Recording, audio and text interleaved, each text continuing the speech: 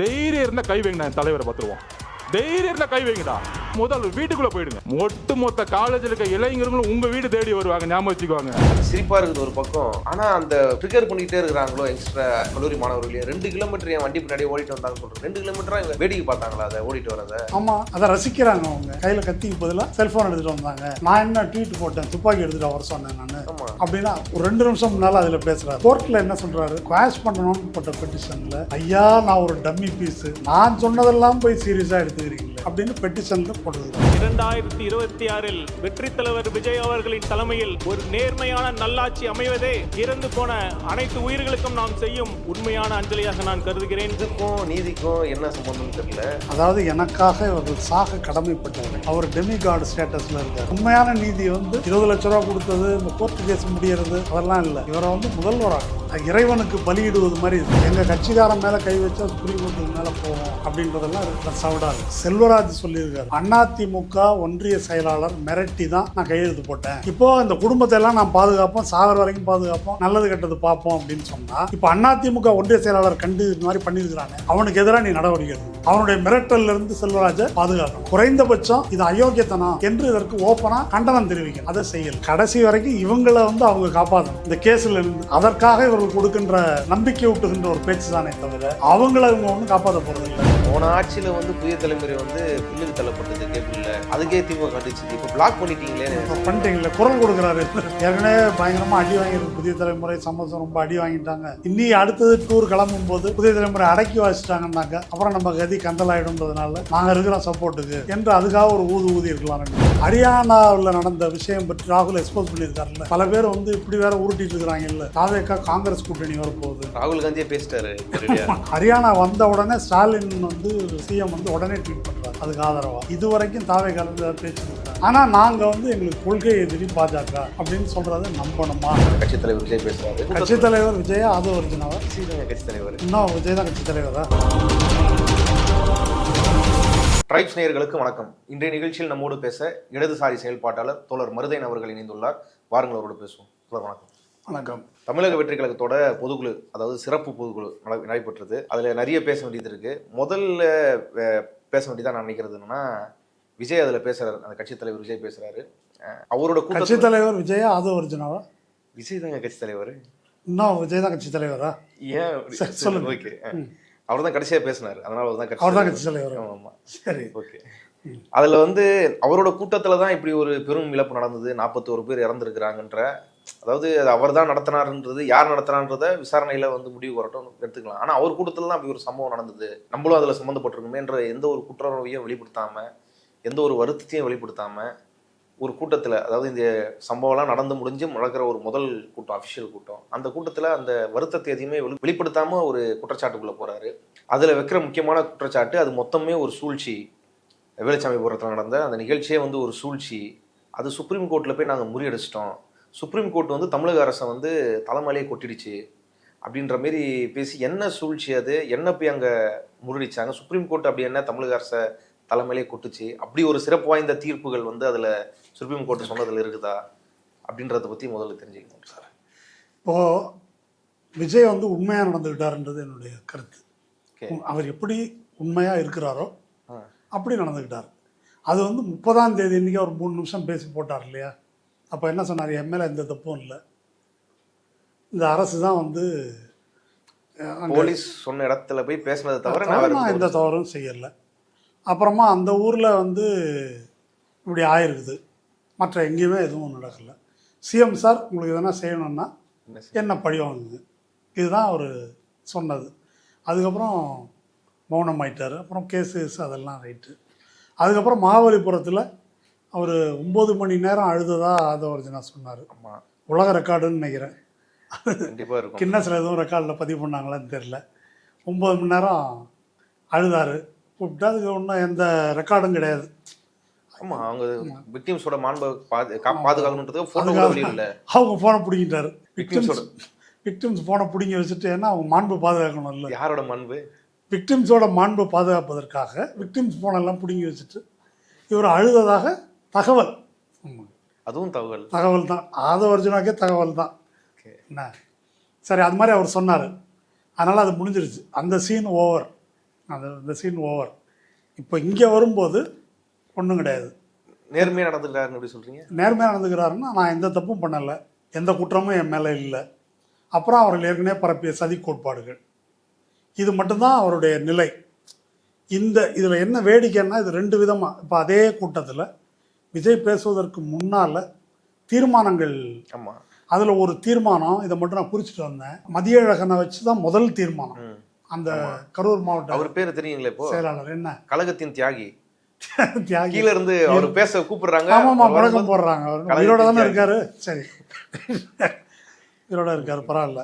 அவர் பாதுகாப்பு குறைபாடு இன்ன பிற செயற்கையான குளறுபடிகள் ஏற்படுத்தப்பட்டனவோ என்று எண்ணத்தக்க வகையில் அசம்பாவிதம் நிகழ்ந்தது.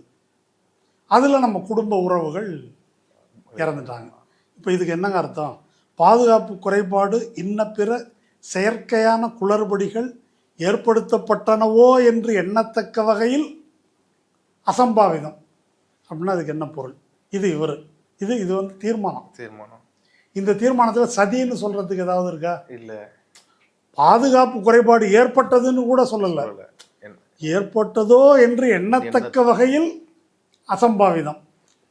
அப்போ ஒரு சதி நடந்திருக்குது, எங்களுக்கு தெரியாது, திட்டமிட்டு நடந்திருக்குது, செந்தில் பாலாஜி ஊர், இந்த கதையெல்லாம் அப்படி இருந்தால் இந்த தீர்மானத்தில் அப்படி ஏதாவது ஒரு வரி வாசகம் வந்துருக்கணும். ஆனால் ஆதவர்ஜன் அதுக்கப்புறம் பேசுகிறாரு. இல்லை, அதுக்கு முன்னால் புசி ஆனந்த் பெட்டிஷனில் என்ன போட்டார்? இது சதி அல்ல, இது விபத்து. ஆனால் டிவி சேனலில் வந்து உட்காந்து பேசும்போது சதின்னு பேசுகிறாங்க. அதே போல் தீர்மானத்தில் இது விஜய் பேசும்போது இதை பற்றி தனக்கு எந்த பொறுப்பு இருக்குது, நான் பேசின கூட்டத்தில் தான் இது நடந்துச்சு, அந்த அளவில் கூட அவர் அதுக்கு பொறுப்பேற்க தயார் இல்லை. ஆதவர்ஜனா பேசும்போது எப்படி பேசுகிறாரு?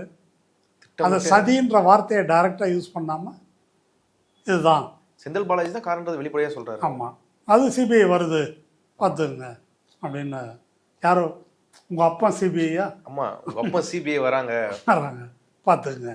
அப்போது நான் என்ன சொல்ல வர்றேன் அப்படின்னாக்கா, பார்வையாளர்களுக்கு அல்லது தாவேக்கா தொண்டர்கள் அவங்க புரிந்து கொள்ள வேண்டியது, 41 பேர் கொல்லப்பட்டது குறித்து அவர்களுக்கு கடுகளவும் வருத்தம் கிடையாது. எந்த ஒரு கட்சியும், அது யாராக இருந்தாலும் சரி, அந்த வக்கீல் என்ன ஆர்கியூ பண்ணார் நினைவு இருக்குல்ல, ஆஸ்பத்திரியில் செத்த பாடியை கொண்டாந்து போட்டு எங்கள் கணக்கில் சேர்க்குறீங்களா?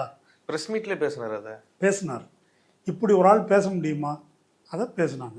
என் மேலே எதுவும் தப்பு இல்லைன்னு அவர் பேசினார். இது வந்து ஒரு விபத்து தான், எங்களுக்கு ஒன்றும் சம்மந்தம் இல்லை அப்படின்னாங்க.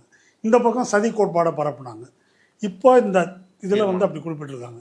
டெல்லியில் போட்ட பெட்டிஷன் இருக்கு இல்லையா, அதில் வந்து சில விஷமிகள் நுழைந்து ஏதேனும் செய்திருப்பார்களோ என்ற ஐயம் உள்ளது. இதுதான் ஆதவர்ஜனா பெட்டிஷனில் இருக்கிறது.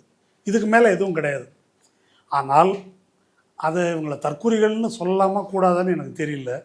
இல்லை, அது இப்போ டாக்டர்லாம் கூட அந்த வார்த்தையை யூஸ் பண்ண ஆரம்பிச்சிட்டாங்க. டாக்டரே தற்கொலைக்கும் போது இப்போ நம்ம சொல்லலாம், அவங்களே ஒத்துக்கிட்டாங்க தற்கொலைன்னா நம்ம சொல்லலாம். இப்போ இப்படி கண்டபடி பேசுகிறாங்களே, இவன்லாம் என்ன கணக்கில் சேர்க்கறது? அங்கே ஒன்று பேசுகிறேன், இங்கே ஒன்று பேசுகிறியடா, மக்களை விட்டுருங்க. அப்போ எங்களை என்ன நினச்சிட்டு இருக்கிற? அந்த கட்சி தொண்டர்கள் தானே அவங்க. அப்போ நாங்கள்லாம் என்ன தற்கொலைன்னு நினச்சிட்டு இருக்கிறியா அப்படின்னு வந்து அவங்க கேட்கணும். கேட்கலன்றதுலேருந்து அவங்க தற்கொலைன்னு நான் புரிஞ்சுக்கிறேன். அப்படி தான் சொல்ல முடியாது. இவ்வளவு மாற்றி மாற்றி பேசுகிறாங்க. விஜய் வந்து இப்போ நீங்கள் சொன்னது போல் எந்த ஈவு இரக்கம் கருணை எதுவும் கிடையாது. ஒரு 2 நிமிஷம் ஒரு மௌன அஞ்சலி செலுத்தினாங்க, அதோட மேட்ரு ஓவர். அதற்கு மேலே இதுக்கு மதிப்பு கொடுக்க வேண்டியதில்லை. அது ஒரு பாயிண்ட் இருக்குதுங்க.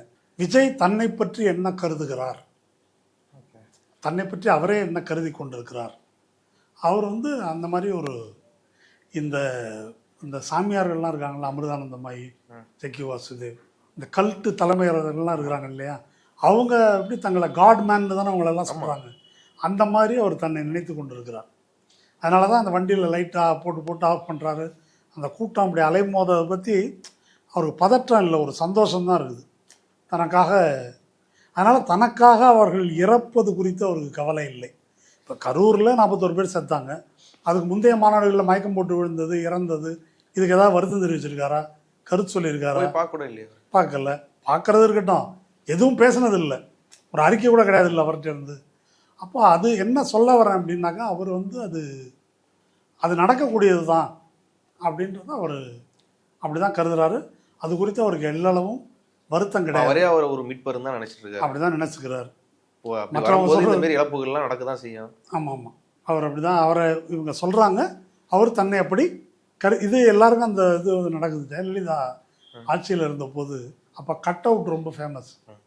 100 அடி கட் அவுட்டு, 120 அடி கட் அவுட்டு விழறது, இந்த மாதிரி பிரச்சனை எல்லாம் நடந்தது.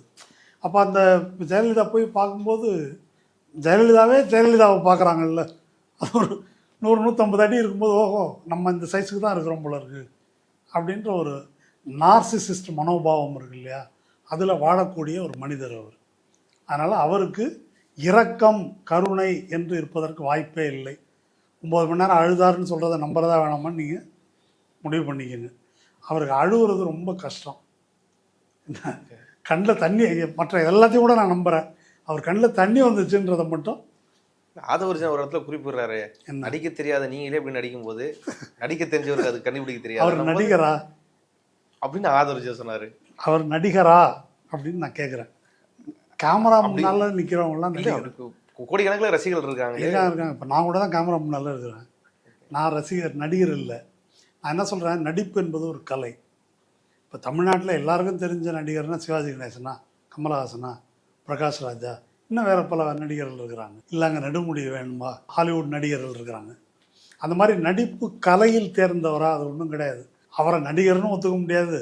இவங்களை ரசிகர்கள், இவங்க கட்சி தொண்டர்களாகவில்லை ரசிகர்களாக இருக்கிறார்கள்ன்றாங்க. ரசிகன்னா என்னன்னு எனக்கு இன்னும் புரியல. ரசிகன்னாக்கா அது இசை ரசிகனோ, ஓவியத்தை கலை ரசிகனோ, சினிமா ரசிகனோ, அந்த கலை பற்றிய ரசனை ஞானம், ரசனை அப்படின்னு ஒரு வார்த்தை இருக்குது. ரசனை இல்லைன்னு எப்படி சொல்கிறீங்க? இல்லை அவரே நடிகர் இல்லை, அவர் நடிக்கிறது நடிப்பு இல்லைன்னா இவர்களிடம் உள்ளது ரசனை இல்லை. அவர் தன்னை ஒரு டெமி காடாக நினச்சிட்டு இருக்காரு. இவங்க வெறி கொண்ட ஒரு கல்ட்டு பக்தர்கள் இவங்க. அதனால தான் வெடி வெடிக்கிறாங்க, கும்பிடுறாங்க, பாலாபிஷேகம் பண்ணுறாங்க, சாகிறதுக்கு தயாராக இருக்கிறாங்க. அதனால தான் இதுதான் இவர்களுடைய நிலை. அதனால் அவர் நடித்தார் அப்படின்னு அவர் சொல்கிறார் இல்லையா, அவரால் இது மட்டும் நடிக்க முடியாது, வேறு ஏதாவது வேணால் நடிக்கலாம். இது அவரால் கண்ணீர், இரக்கம், கருணை என்பது விஜய்க்கு சாத்தியமில்லாத உணர்ச்சி பாவங்கள். இங்கே செஞ்ச சூழ்ச்சியை சுப்ரீம் கோர்ட் கொஸ்டின் பண்ணிடுச்சு, தலையிலேயே குட்டி அமைச்சிருச்சு. முதல்வர் பேசினாரு சட்டமன்றத்தில், விஜய் பேசியிருக்காரு. அது ஆமாம், விஜய் இதை பேசியிருக்காரு. அப்படி என்ன நடந்தது சுப்ரீம் கோர்ட்? சுப்ரீம் கோர்ட்டு தீர்ப்பை பற்றி நிறையா பேசியாச்சு. அவர் உப்பு சப்பு இல்லாத, சரக்கே இல்லாத முட்டாள்தனமான பேச்சு விஜயோட பேச்சு. அந்த சுப்ரீம் கோர்ட்டு தீர்ப்பை இதுவரை இடைக்கால தீர்ப்பு தான் அது. இந்த நியமம் இது இடைக்கால தீர்ப்பு என்ற பெயரில் வழங்கப்பட்ட இறுதி தீர்ப்பு. இந்த இடைக்கால தீர்ப்பே ஒரு முறைகேடு. எந்த அடிப்படையான முகாந்தரமும் இல்லாமல் சிபிஐ விசாரணைக்கு உத்தரவிடப்பட்டுள்ளது. இதெல்லாம் பல பேர் விமர்சிட்டாங்க. ஹிந்து தலையங்கம், எக்ஸ்பிரஸ் தலையங்கம், இதுவரைக்கும் ஒரு இடைக்கால உத்தரவுக்கு இவ்வளவு பேர் கண்டித்து தலையங்கம் எழுதுனது கிடையாது. அந்த தீர்ப்பை கொடுத்த நீதிபதிகள் ஒரு 3 நாள் கழித்து இன்னொரு தீர்ப்பு கொடுக்குறாங்க. அது யூபியில் பப்ளிக் சர்வீஸ் கமிஷன், ஒரு யூபி மேலவை செக்ரட்டேரியட்டுக்கான நியமனம் பற்றியது. அதில் அப்பாயின்மெண்ட்டில் ஊழல் நடந்திருக்கு, சிபிஐ கொடுக்கலாமான்றவங்களுக்கு கேட்டபோது கண்டதுக்கெல்லாம் சிபிஐ கொடுக்க முடியாது, அப்போ விசாரணையில் ஏதாவது குறைபாடு இருக்குதா, பிரச்சனை இருக்குதா என்னன்னு தெரியணும் அப்படின்னு ஒரு நல்ல வியாக்கியானமாக ஒரு தீர்ப்பு கொடுத்துருக்காங்க. அந்த தீர்ப்பை படித்து பார்த்தா 3 நாள் முன்னால் தமிழ்நாட்டுக்கு கொடுத்த தீர்ப்பு முட்டாள்தனமானது அப்படின்னு அதை படித்தாக்க புரிஞ்சுக்கலாம். அதே நீதிபதி தன்னுடைய ஏற்கனவே கொடுக்கப்பட்ட தீர்ப்பு எப்படிப்பட்டதுன்னு அவரே சொல்லியிருக்காரு.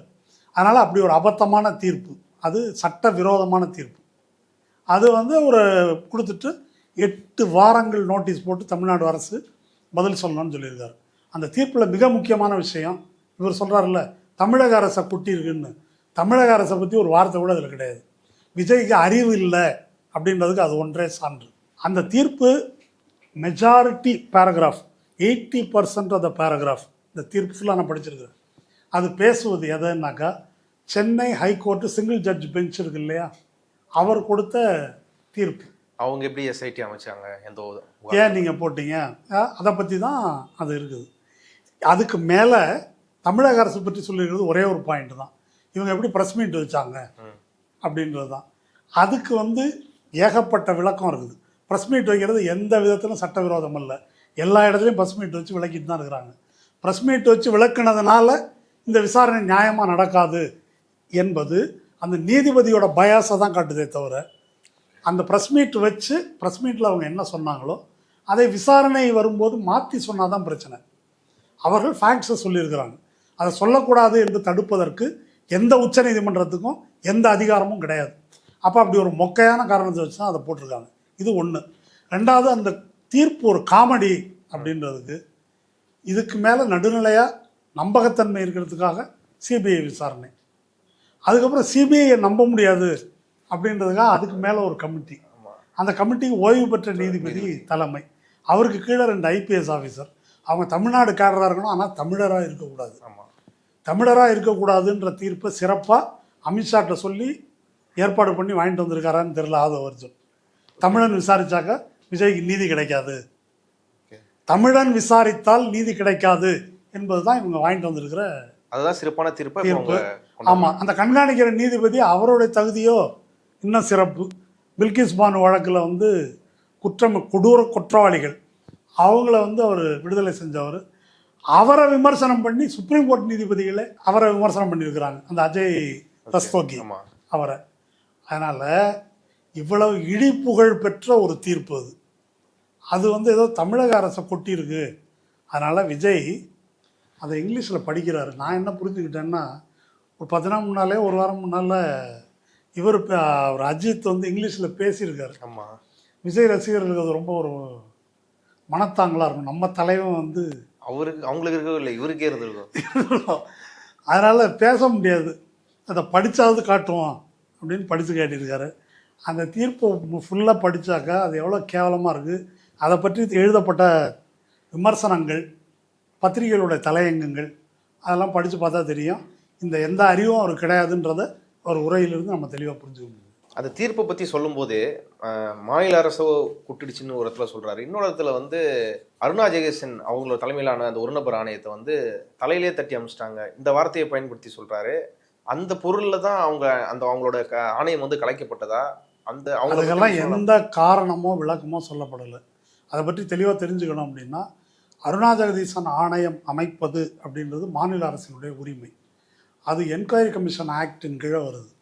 அதுக்கும் கிரிமினல் குற்ற விசாரணைக்கு சம்மந்தமே கிடையாது. அருணா ஜெகதீசன் ஆணையத்தை சஸ்பெண்ட் பண்ணுறதாக உச்சநீதிமன்றம் கொடுத்துருக்கிற தீர்ப்பு சட்ட விரோதமானது. அது மேலே எந்த குற்றமும் அது சொல்லலை. அருணா ஜெகதீசன் ஆணையத்தையும் சஸ்பெண்ட் பண்ணுறோம் அப்படின்னு சொல்லியிருக்கிறாங்க. அது ஒரு முறைகேடான தீர்ப்புக்கு அது ஒரு சான்று, அவ்வளோதான். அதன் மேலே எந்த விமர்சனமும் கிடையாது.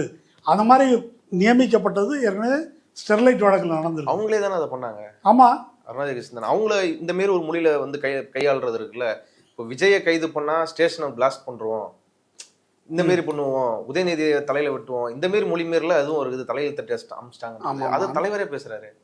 ஆமாம், பின்ன தலைவர் வந்து தற்கொலைகளின் தலைவர் அப்படிதான் இருக்க முடியும்னு நினைக்கிறேன். ஏன்னா அந்த மொழி அப்படின்றது வந்து தானாக வரல, சினிமாவில் அந்த மொழி தான் அவர் பேசுகிறாரு. அந்த மொழியை தான் வந்து இவங்க அரசியலுக்கு அப்படியே எடுத்துகிட்டு இருக்கிறாங்க. இவங்க எல்லாரும் ஒரு கலாச்சாரத்துலேயும் ஒரு அறிவு மட்டத்துலேயும் தான் இருக்கிறாங்க. அவங்க அணுகுமுறை அதுதான். இதை வந்து நம்ம வேடிக்கையாக முட்டாள்தனம், அறிவு இல்லை அப்படி சிரிச்சுட்டு போகிறது ஒரு பகுதி. ஆனால் நான் என்ன சொல்ல வரேன், இவங்க பிஜேபிக்கு எந்த விதத்திலும் குறைவில்லாத ஃபாசிஸ்ட் மனோபாவம் உள்ளவர்கள்.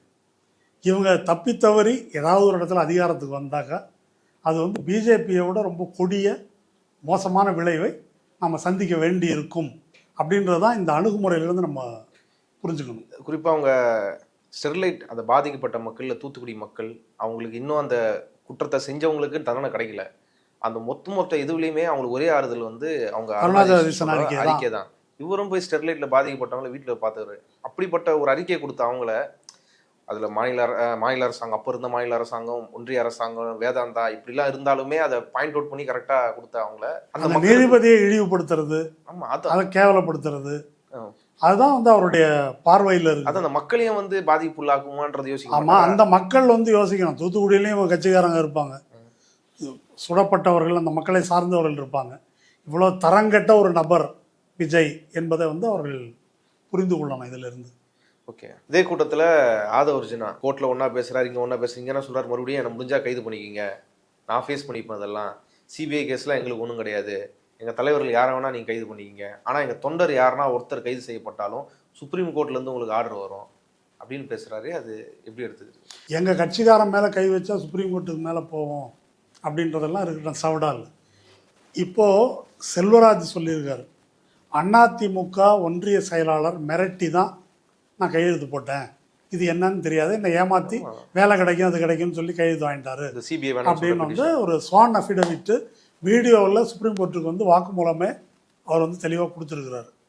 இப்போது இந்த குடும்பத்தை எல்லாம் நான் பாதுகாப்போம், சாகர வரைக்கும் பாதுகாப்போம், நல்லது கெட்டது பார்ப்போம் அப்படின்னு சொன்னால், இப்போ அதிமுக ஒன்றிய செயலாளர் கண்டு இந்த மாதிரி பண்ணியிருக்கிறானே, அவனுக்கு எதிராக நீ நடவடிக்கை எடுக்கணும். அவனுடைய மிரட்டலிருந்து செல்வராஜை பாதுகாக்கணும். குறைந்தபட்சம் இது அயோக்கியத்தனம் என்று இதற்கு ஓப்பனாக கண்டனம் தெரிவிக்கணும். அதை செய்யலை. இப்போ பன்னீர்செல்வம் ஷர்மிளா, பன்னீர்செல்வம் விட்டு ஓடி போனவன் அப்படின்னு ஷர்மிளா சொல்கிறாங்க. அதுக்கு யாரும் இது வரைக்கும் எந்த மறுப்பும் சொல்ல முடியல. அருண்ராஜ்கிட்ட பன்னீர்செல்வம் பேசியிருக்கிறார். அந்த பன்னீர்செல்வத்துக்கு எந்த வசதியும் கிடையாது, ரொம்ப சாதாரண நபர். அவன் சுப்ரீம் கோர்ட்டுக்கு போகிறதுக்கு வழி இல்லை. நீ தான் சுப்ரீம் கோர்ட்டுக்கு போயிருக்கிறீங்க. இப்போ இது தெரிய வருது, பன்னீர்செல்வம் ஒரு ஃப்ராடு, இது மாதிரி பண்ணியிருக்கிறான்னு. இதை ஒத்துக்கிட்டு இருக்கிறியா நீ? வெளியே இது மாதிரி நடந்திருக்குது அப்படின்னு ஒத்துக்கிட்டு இருக்கிறியா? ஷர்மிளா பக்கம் இவர் நிக்கிறதா இருந்தா ஷர்மிக்கு ஆதரவா பேசணும்ல. அவங்களுக்கும் இந்த கேஸ் சம்பந்தம் இல்லைன்னு பேசணும். பன்னீர்செல்வம் தான் மிஸ்லீட் பண்ணியிருக்காரு, அவங்க எங்க இதுல இருக்கான்னு சொல்லணும்ல. அந்த கட்சியில லோக்கல்ல இருக்க அவங்க கட்சிக்காரன் சொல்றாங்க அதை. ஆமா, அது எல்லாமே வீடியோல வந்துருக்குது. இது வரைக்கும் இவங்க அட்மிட் பண்ணலை. இது எதை எடுத்துக்கலாம்னாக்கா, நான் கடைசி வரைக்கும் நிற்பேன்னு இவங்க சொல்றது இருக்கு இல்லையா அண்ணனா. ஆமாம், அது உண்மை என்னன்னு கேட்டால், கடைசி வரைக்கும் இவங்களை வந்து அவங்க காப்பாற்றணும் இந்த கேஸில் இருந்து. அதற்காக இவர்கள் கொடுக்கின்ற ஒரு என்ன சொல்கிறது, ஒரு நம்பிக்கை ஊட்டுகின்ற ஒரு பேச்சு தானே தவிர, அவங்கள இவங்க ஒன்றும் காப்பாற்ற போகிறது இல்லை. இந்த கேஸில் இருந்து எங்களை காப்பாற்றுங்கன்றதுக்காக தான் இந்த டயலாக். இதெல்லாம் இவங்களுக்கு தெரியும். அருண்ராஜ் கிட்டேயும் சரி, ஆதவர்ஜனா கிட்டேயும் சரி, சிடி நிர்மல்குமார் கிட்டேயும் சரி, பத்திரிகையாளர்கள் இந்த சிபிஐ போலி பெட்டிஷனை பற்றி கேள்வி கேட்கும்போது, அதான் அவங்க போய் கோர்ட்டில் அப்ஜெக்ட் பண்ணியிருக்கிறாங்களே அப்படின்னு கேள்வி கேட்கும்போது, அதெல்லாம் பிறல் சாட்சியாக மாற்றப்பட்டிருக்கும் அப்படின்னு சொல்கிறாங்களே. இந்த குடும்பத்துக்கு தான் நிற்கிறேன்ட்டு இப்படி சொல்கிறதுன்னு துரோகம் பண்ணுற மாதிரி இல்லையா? பச்சை துரோகம். அப்படின்னா அவங்கள கைவிடுறாங்க. அவங்க துரோகிகள்னு சொல்கிறாங்க. உண்மையை பேசுகிறவன யார் விக்டிமோ அவனை துரோகி அப்படின்னு சொன்னாங்க. யார் பக்கம் இவங்க நிற்கிறாங்க? பன்னீர்செல்வம் பக்கம் நிற்கிறாங்க, அந்த அதிமுக ஒன்றிய செயலாளர் பக்கம் நிற்கிறாங்க. இவங்கெல்லாம் ஒரு கூட்டு களவாணிகள் என்பதுதான் இதிலிருந்து நமக்கு வந்து புரிந்து கொள்ள வேண்டியது. இதே கூட்டத்தில் அருண்ராஜ் ஐஆர்எஸும் சரி, ஆதவர்ஜுனாவும் சரி, புதிய தலைமுறையை ஹைலைட் பண்ணி பேச வேண்டிய அவசியம் என்ன? நம்பர் 1 ஒரு சேனல் இருக்குதுன்னு சொல்றாரு, அந்த சேனல் பேரை சொல்லல. ஆனால் நம்பர் 2 சேனலை சொல்லி அதுக்கு ஒரு நியாயம் கற்பிக்கிறாரு இவர் ஆதவர்ஜுனா. அவர்னாச்சு ஏன் விஜய் இது போடுறாங்கன்னு சொல்லி ஒரு கணக்கு வராரு. இவர் எதுவுமே இல்லாமல் புதிய தலைமுறையை பற்றி ஒன்று பேசுறாரு. அது என்ன பேசுனாங்க, ஏன் அப்படி பேசுறாங்க? கொண்ட தெரியுதுன்ற மாதிரி தான் இருக்குது. புதிய தலைமுறை இவர்களுக்கு செய்த சேவையின் பொருட்டு அதை வந்து அவங்க ஒரு நன்றி உணர்ச்சியோடு நடந்துக்கிறாங்க அப்படி சொல்லலாம். புதிய தலைமுறை எப்படி ப்ரமோஷன் கொடுத்தாங்கன்றது தெரியும் இல்லையா இவருக்கு. அதான் புகழ்பெற்றதாகிடுச்சு. இன்னைக்கு விஜய் அங்கே வருகிறார், கிளம்பி விட்டார், பள்ளி விளக்கி விட்டார், வாசலை விட்டு கிளம்புகிறார், அதெல்லாம் போட்டு இது பண்ணாலும் அவர் செய்து கொண்ட சுய விமர்சனம் இருக்கு இல்லையா, அதில் ஊடகங்களுக்கும் ஒரு பங்கு இருக்குது அப்படின்னார்ல. அப்போ புதிய தலைமுறை இந்த கூட்டத்தை கூட்டுறதில் மிகப்பெரிய பங்காற்றி இருக்குது.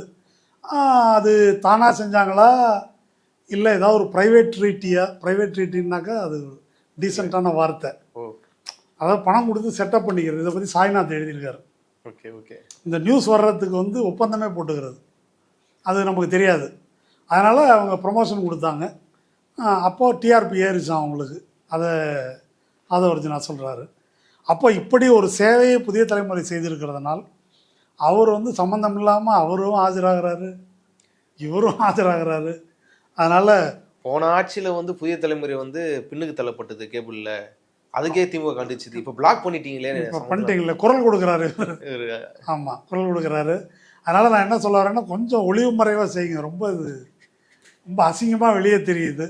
இது நமக்கு ஒன்றும் பிரச்சனை இல்லை. புதிய தலைமுறைக்கு தான் வந்து கொஞ்சம் நடுநிலை முகம் இருக்கணும் இல்லையா, அது இல்லாமல் பண்ணுறாங்க. அல்லது இப்படி இருக்கலாம், ஏற்கனவே பயங்கரமாக அடி வாங்கியிருக்கு புதிய தலைமுறை, சமூகம் ரொம்ப அடி வாங்கிட்டாங்க, இன்னி அடுத்தது டூர் கிளம்பும்போது புதிய தலைமுறை அடக்கி வச்சுட்டாங்கன்னாக்கா அப்புறம் நம்ம கதி கந்தலாயிடும்ன்றதுனால நாங்கள் இருக்கிறோம் சப்போர்ட்டுக்கு என்று அதுக்காக ஒரு ஊதி இருக்கலாம் ரெண்டு பேரும். ஆதவர்ஜுனா வரேன், அதுதான் வந்து பெரிய உரை, சிறப்பு உரை. ஆமாம், தலைவர், கட்சி தலைவர். ஆமாம், அதனால் அவரை பற்றி பேசும்போதே நடுவில் விஜய் பேசிக்கிட்டா போதும்னு நான் நினைக்கிறேன். அவரு சொல்கிறாரு, 10 வருஷம் நான் வந்து பாவ மன்னிப்பு கேட்டுக்கிறேன், சரி 10 வருஷம் திமுகவுக்காக கடுமையாக உழைச்சி அதை வேற ஆட்சி கொண்டு வந்துட்டேன், அந்த பொருளில் தான் அவர் பேசினார். அதேமாரி எங்கள் தலைவரும் வந்து எலெக்ஷன் முன்னாடி கருப்பு சிவப்பு சைக்கிள் எடுத்துகிட்டு போயிட்டு உங்களுக்கு ஆதரவு தெரிவிச்சார்ல, நன்றியே இல்லையா உங்களுக்கு அப்படின்றாரு. ஏன் 10 வருஷமா ஆதரவு தெரிவிச்சேன் இப்போ தெரிவிக்கலன்னா, ஜெயிக்கிறதுக்கு முன்னாடி வரைக்கும் திமுக நல்ல கட்சி, இப்போதான் கெட்டு போச்சு அப்படின்றாரு. கலைஞர் கூட கொஞ்சம் சமூக நீதி செஞ்சாரு, குடும்பத்துக்கு கொள்ளடிச்சாரு, கொஞ்சம் சமூக நீதி செஞ்சாரு, அதெல்லாம் ஏற்றுக்கலாம். எங்கள் தலைவர் கூட கலைஞரை பிடிக்கும். ஆனால் ஸ்டாலின் வந்து அவருக்கு ஒன்றுமே தெரியாது. அதே மாதிரி யார் பயந்து ஓடனா, கலைஞர் இறந்தப்போ அவர் மகன் ஸ்டாலின், அதாவது இப்போ இருக்க முதல்வர், அவர் தான் வந்து பெங்களூருக்கு தப்பிச்சு ஓடினார் அப்படின்னு ஆதவர்ஜுனா அதில் பதிவு பண்ணியிருந்தாரு. அதுக்கு ஏற்கனவே சமூக வலைத்தளங்களில் போதுமான பதிலடிகள் கொடுத்துட்டாங்க. அது அப்பட்டமான பொய்ன்றதை சொல்லிட்டாங்க. அவர் ஏற்கனவே ஸ்டாலின் பெங்களூர்ல இருந்தார். இந்த கைதை கேள்விப்பட்டு உடனே அவர் மேஜிஸ்ட்ரேட்டை போய் பார்க்க போயிருக்கிறாருன்றது தான் உண்மைன்னு வெளியே வந்துருச்சு. அது மட்டும் இல்லாமல் அதில் இன்னொன்று, கலைஞர் அவர்கள் வந்து அந்த கைதுக்கு வந்து பெயிலே போடலை. ஏதாவது அசம்பாவிதம் ஆயிடுமோ அப்படின்ற பயத்திலே அவருக்கு பெயில் கொடுக்கப்பட்டதை தான் இன்னைக்கு மின்னம்பலத்தில் மூத்த பத்திரிகையாளர் தராசு சாம் அவர்கள் வந்து சொல்லியிருக்கிறாங்க. இந்தமாரி பல கட்டுக்கதைகளை அவுத்து விட்டுருக்கிறார் ஆதவர்ஜுனா. அதை பற்றி நீங்கள் என்ன நினைக்கிறீங்க? திமுகவை பற்றி சைக்கிள் எடுத்துன்னு போனது, ஓட்டு போட்டது, அதெல்லாம் பற்றி அந்த கதையெல்லாம் அப்புறம் வருவோம். ஊரில் பல பேர் சொல்லிட்டு தெரியலாம், எப்படி நாங்கள் ஓட்டு போட்டதுனால தான் திமுக ஜெயிச்சது, அது ஆதவர்ஜுனா இருக்கட்டும், இன்னும் இது மாதிரி பல பேர் எங்களால் தான் திமுக ஜெயிச்சது அப்படின்னு சொல்லி இவங்க தான் ஏதோ ஆட்சியில் அமர்த்தியது போலவும், சச்சா இப்போ ஒன்றும் சரியாக வராதுன்னு இப்போ வந்து முடிவு பண்ணுற மாதிரியும் இப்படி பேசுகிறதுக்கு ஊரில் பல பேர் இருக்கிறான். அதை சீரியஸாக எடுத்துக்க வேணாம், அதை விட்டுருங்க. கருப்பு சிவப்பு சைக்கிள்லாம் அதுக்கு எடுத்துகிட்டு வரலன்னு அந்த ஆளே விளக்கம் சொல்லியிருக்காரு. ஆமாம், ஆதவர்ஜுனா புதுசாக உருட்டுறாரு. இதெல்லாம் மதிக்கத்தக்கதல்ல. ஆதவர்ஜுனா யாரு? ஆதவர்ஜுனா வந்து பிறப்பால் ஒருத்தவங்க வந்து அதிகாரத்துக்கு வரக்கூடாது அப்படின்னு அது எதிர்த்து போராடக்கூடிய ஒரு ஆள். சரி, இதெல்லாம் சொல்லிக்கலாம் இல்லைங்க. அவர் வந்து ஒரு மனிதனாக, ஒரு பிரமுகராக, அவர் தெரியும். இப்போ அவர் தேர்தல் வியூக வகுப்பு செயலாளராக. ஆமாம் ஆமாம், நேராக வந்து அப்படி ஒரு போஸ்டிங்கு ஒருத்தர் கட்சியில் வராரு அப்படின்னா அவருக்கு ஒரு சிறப்பு தகுதி இருக்கணும்ல. அந்த தகுதி என்ன? ஏற்கனவே விசிகாலே அப்படி ஒரு தகுதியில் இருந்தார். ஆமாம், துணை பொதுச் செயலாளர். ஆமாம், அந்த தகுதிக்கு என்ன காரணம்னா அவர் லாட்ரி மார்ட்டினுடைய மருமகன் அப்படின்றது தான். அதுக்கு முன்னால் ஒரு சாதாரண குடும்பத்தில் பிறந்தவர். அவரே சொல்லியிருக்காரு, அவர் ஏதோ ஒரு ஜிம்மில் ட்ரெயினராக இருந்தார். லாட்ரி மார்ட்டினுடைய மகளை காதலித்து திருமணம் செய்து கொண்டதனால் மார்ட்டினுடைய மருமகன் ஆனார். இந்த லாட்ரி மார்ட்டின் எனப்படுபவருடைய தொழில் என்ன? தொழில் என்ன? லாட்ரி சீட்டு பல மாநிலங்களில் தனியார் லாட்ரி நடத்துறது.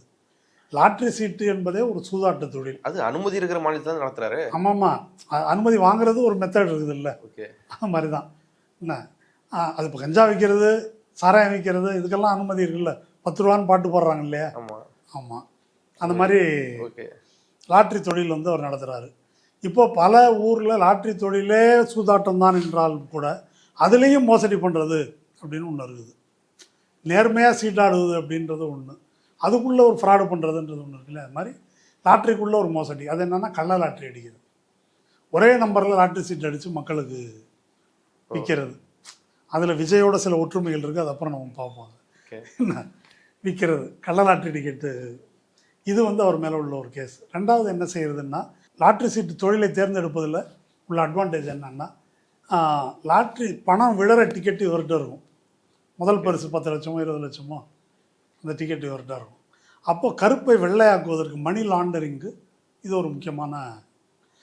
கள்ள லாட்ரி டிக்கெட்டு மூலமாக இந்த மாதிரி அரசு அனுமதி கொடுத்த அரசுகளை வரி ஏய்ப்பு செய்கிறது. சிக்கிம் மட்டும் 910 கோடி ரூபாயோ 810 கோடி ரூபாயோ வரி ஏய்ப்பு செய்தார்னு இடி கேஸ் இருக்குது அவர் மேலே. கேரளாவில் ஒரு 23க்கும் மேற்பட்ட கேஸு. ஆதவர்ஜுனா மேலேயும் இடி கேஸ் இருக்குது. இந்த இடி அப்படின்னு நான் சொல்லும்போது உங்களுக்கு ஒரு கேள்வி வரணும். செந்தில் பாலாஜி 1 வருஷத்துக்கு மேலே உள்ளே இருந்தார். அரவிந்த் கெஜ்ரிவால், ஹேமந்த் சோரன் இருந்தார், பல பேர் உள்ளே இருந்தார், சஞ்சய் சிங் இருந்தார், எல்லாரும் இருந்தாங்க. இங்கே ராவத் இருந்தார் சிவசேனாவில். ஆனால் மார்ட்டின், சாண்டியாகோ மார்ட்டினும் ஆதவர்ஜுனாவும் ஒரு நாள் கூட உள்ளே இருந்ததாக நாம் கேள்விப்படலை. ஆனால் ஒரே நேரத்தில் இந்தியாவின் பல நகரங்களில் இவர்களுடைய அலுவலகங்கள், வீடுகள், ஆதவர்ஜுனா வீடு உட்பட ரெய்டு நடந்திருக்குது. ஸோ இதாங்க தொழில். இப்படிப்பட்ட ஒரு நேர்மையான தொழிலிருந்து வந்து நேர்மையான அரசியலை கொண்டு வரணுன்றதுக்காக ஒரு அரசியலுக்கு வந்திருக்காரு அப்படின்னு இவர் சொல்லுகிறார். சரியா? இப்படி வாரிசுரிமையின் காரணமாக சொத்துக்களை பெற்றவர் மருமகனாக இருந்து, அப்புறமா இப்படி ஒரு நேர்மையற்ற கள்ள தொழில் அதன் மூலமாக தான் இந்த சொத்தை பெற்றிருக்கிறார். அவர் வந்து வாரிசுரிமையை எதிர்த்தும் ஊழலை எதிர்த்தும் அரசியல் பண்ணுறதுக்கு வந்திருக்காரு அப்படின்றது தான் இவரை பற்றின இன்ட்ரோ. சரியா? ஆமாம். ஒரே நம்பரில் டிக்கெட் விற்கிறது அப்படின்றது ஆடியோ லான்ச்சில் ஒரே மாதிரி டிக்கெட்டு 5000 பேர் உள்ள அரங்கத்துக்கு 25,000 டிக்கெட் விற்கிறது. இது வந்து விஜயோட மெத்தட். அந்த வகையில் உங்களுக்குள்ள ஒரு கொள்கை ரீதியான ஒற்றுமை இருக்குது, அது மாதிரி எடுத்துக்கலாம். ஸோ ஆதவ அர்ஜுனா வந்து இப்படி தான் வந்திருக்கிறாரு. வந்துட்டு இப்போ இவர் வந்து திமுகவுக்கு நான் வேலை பார்த்தேன், 10 வருஷம் இப்படி வேலை பார்த்துருப்பாரு எனக்கு தெரியல, அடித்து விட்றாரு அவர். அப்புறமா விசிகாவுக்கு போனார். திமுகவில் போய் அவருக்கு எம்பி சீட்டு கிடைக்கல, பணத்தை வச்சு ஏதோ ட்ரை பண்ணியிருக்காரு, கிடைக்கல. விசிகாவுக்கு வந்தார், அங்கேயும் எம்பி சீட்டு கிடைக்கல. அப்புறம் அதை கொண்டு போய் அண்ணா திமுகவில் சேர்த்துடலான்னு சில முயற்சிகள் எடுத்து பார்த்தாரு, அது நடக்கலை. அதுக்கப்புறம் இப்போ இங்கே சரியா அவருக்கான நேரத்தை பார்த்து ஒருத்தர் வந்துட்டாப்புல சிக்கிட்டார் ஆள். இப்போ விஜய் வந்து இவர்கிட்ட சிக்கியிருக்கிறார். ஓகே, என்ன அது இது வந்து தாவேக்கா தொண்டர்கள் வந்து புரிஞ்சுக்கணும். இல்லை ஆமாம், அவர் மற்ற எல்லாரை விட ஒரு துணி அவர் பேசுறதுன்றது ரொம்ப ரொம்ப ஆத்தரைஸ்ட் ஆளாக ஆதவ அர்ஜுனா அவரை காட்டிக்கிறாரு. இது மற்றவர்கள் கூட சிக்கல் வராதா? இது வந்து மணிவண்ணனும் அமாவாசை மாதிரி தான் எனக்கு ஓகே கேரக்டர் தெரிஞ்சது. அவர் சொல்கிறாரு, தலைவருக்கு பல பேர் ஆலோசனை சொல்கிறதா சொல்கிறாங்க, தலைவர் தான் எங்களுக்கு ஆலோசனை சொல்கிறாரு, சுப்ரீம் கோர்ட்டுக்கு போங்க நீதி கிடைக்கும் அப்படின்னு அவர் சொன்னாராம்.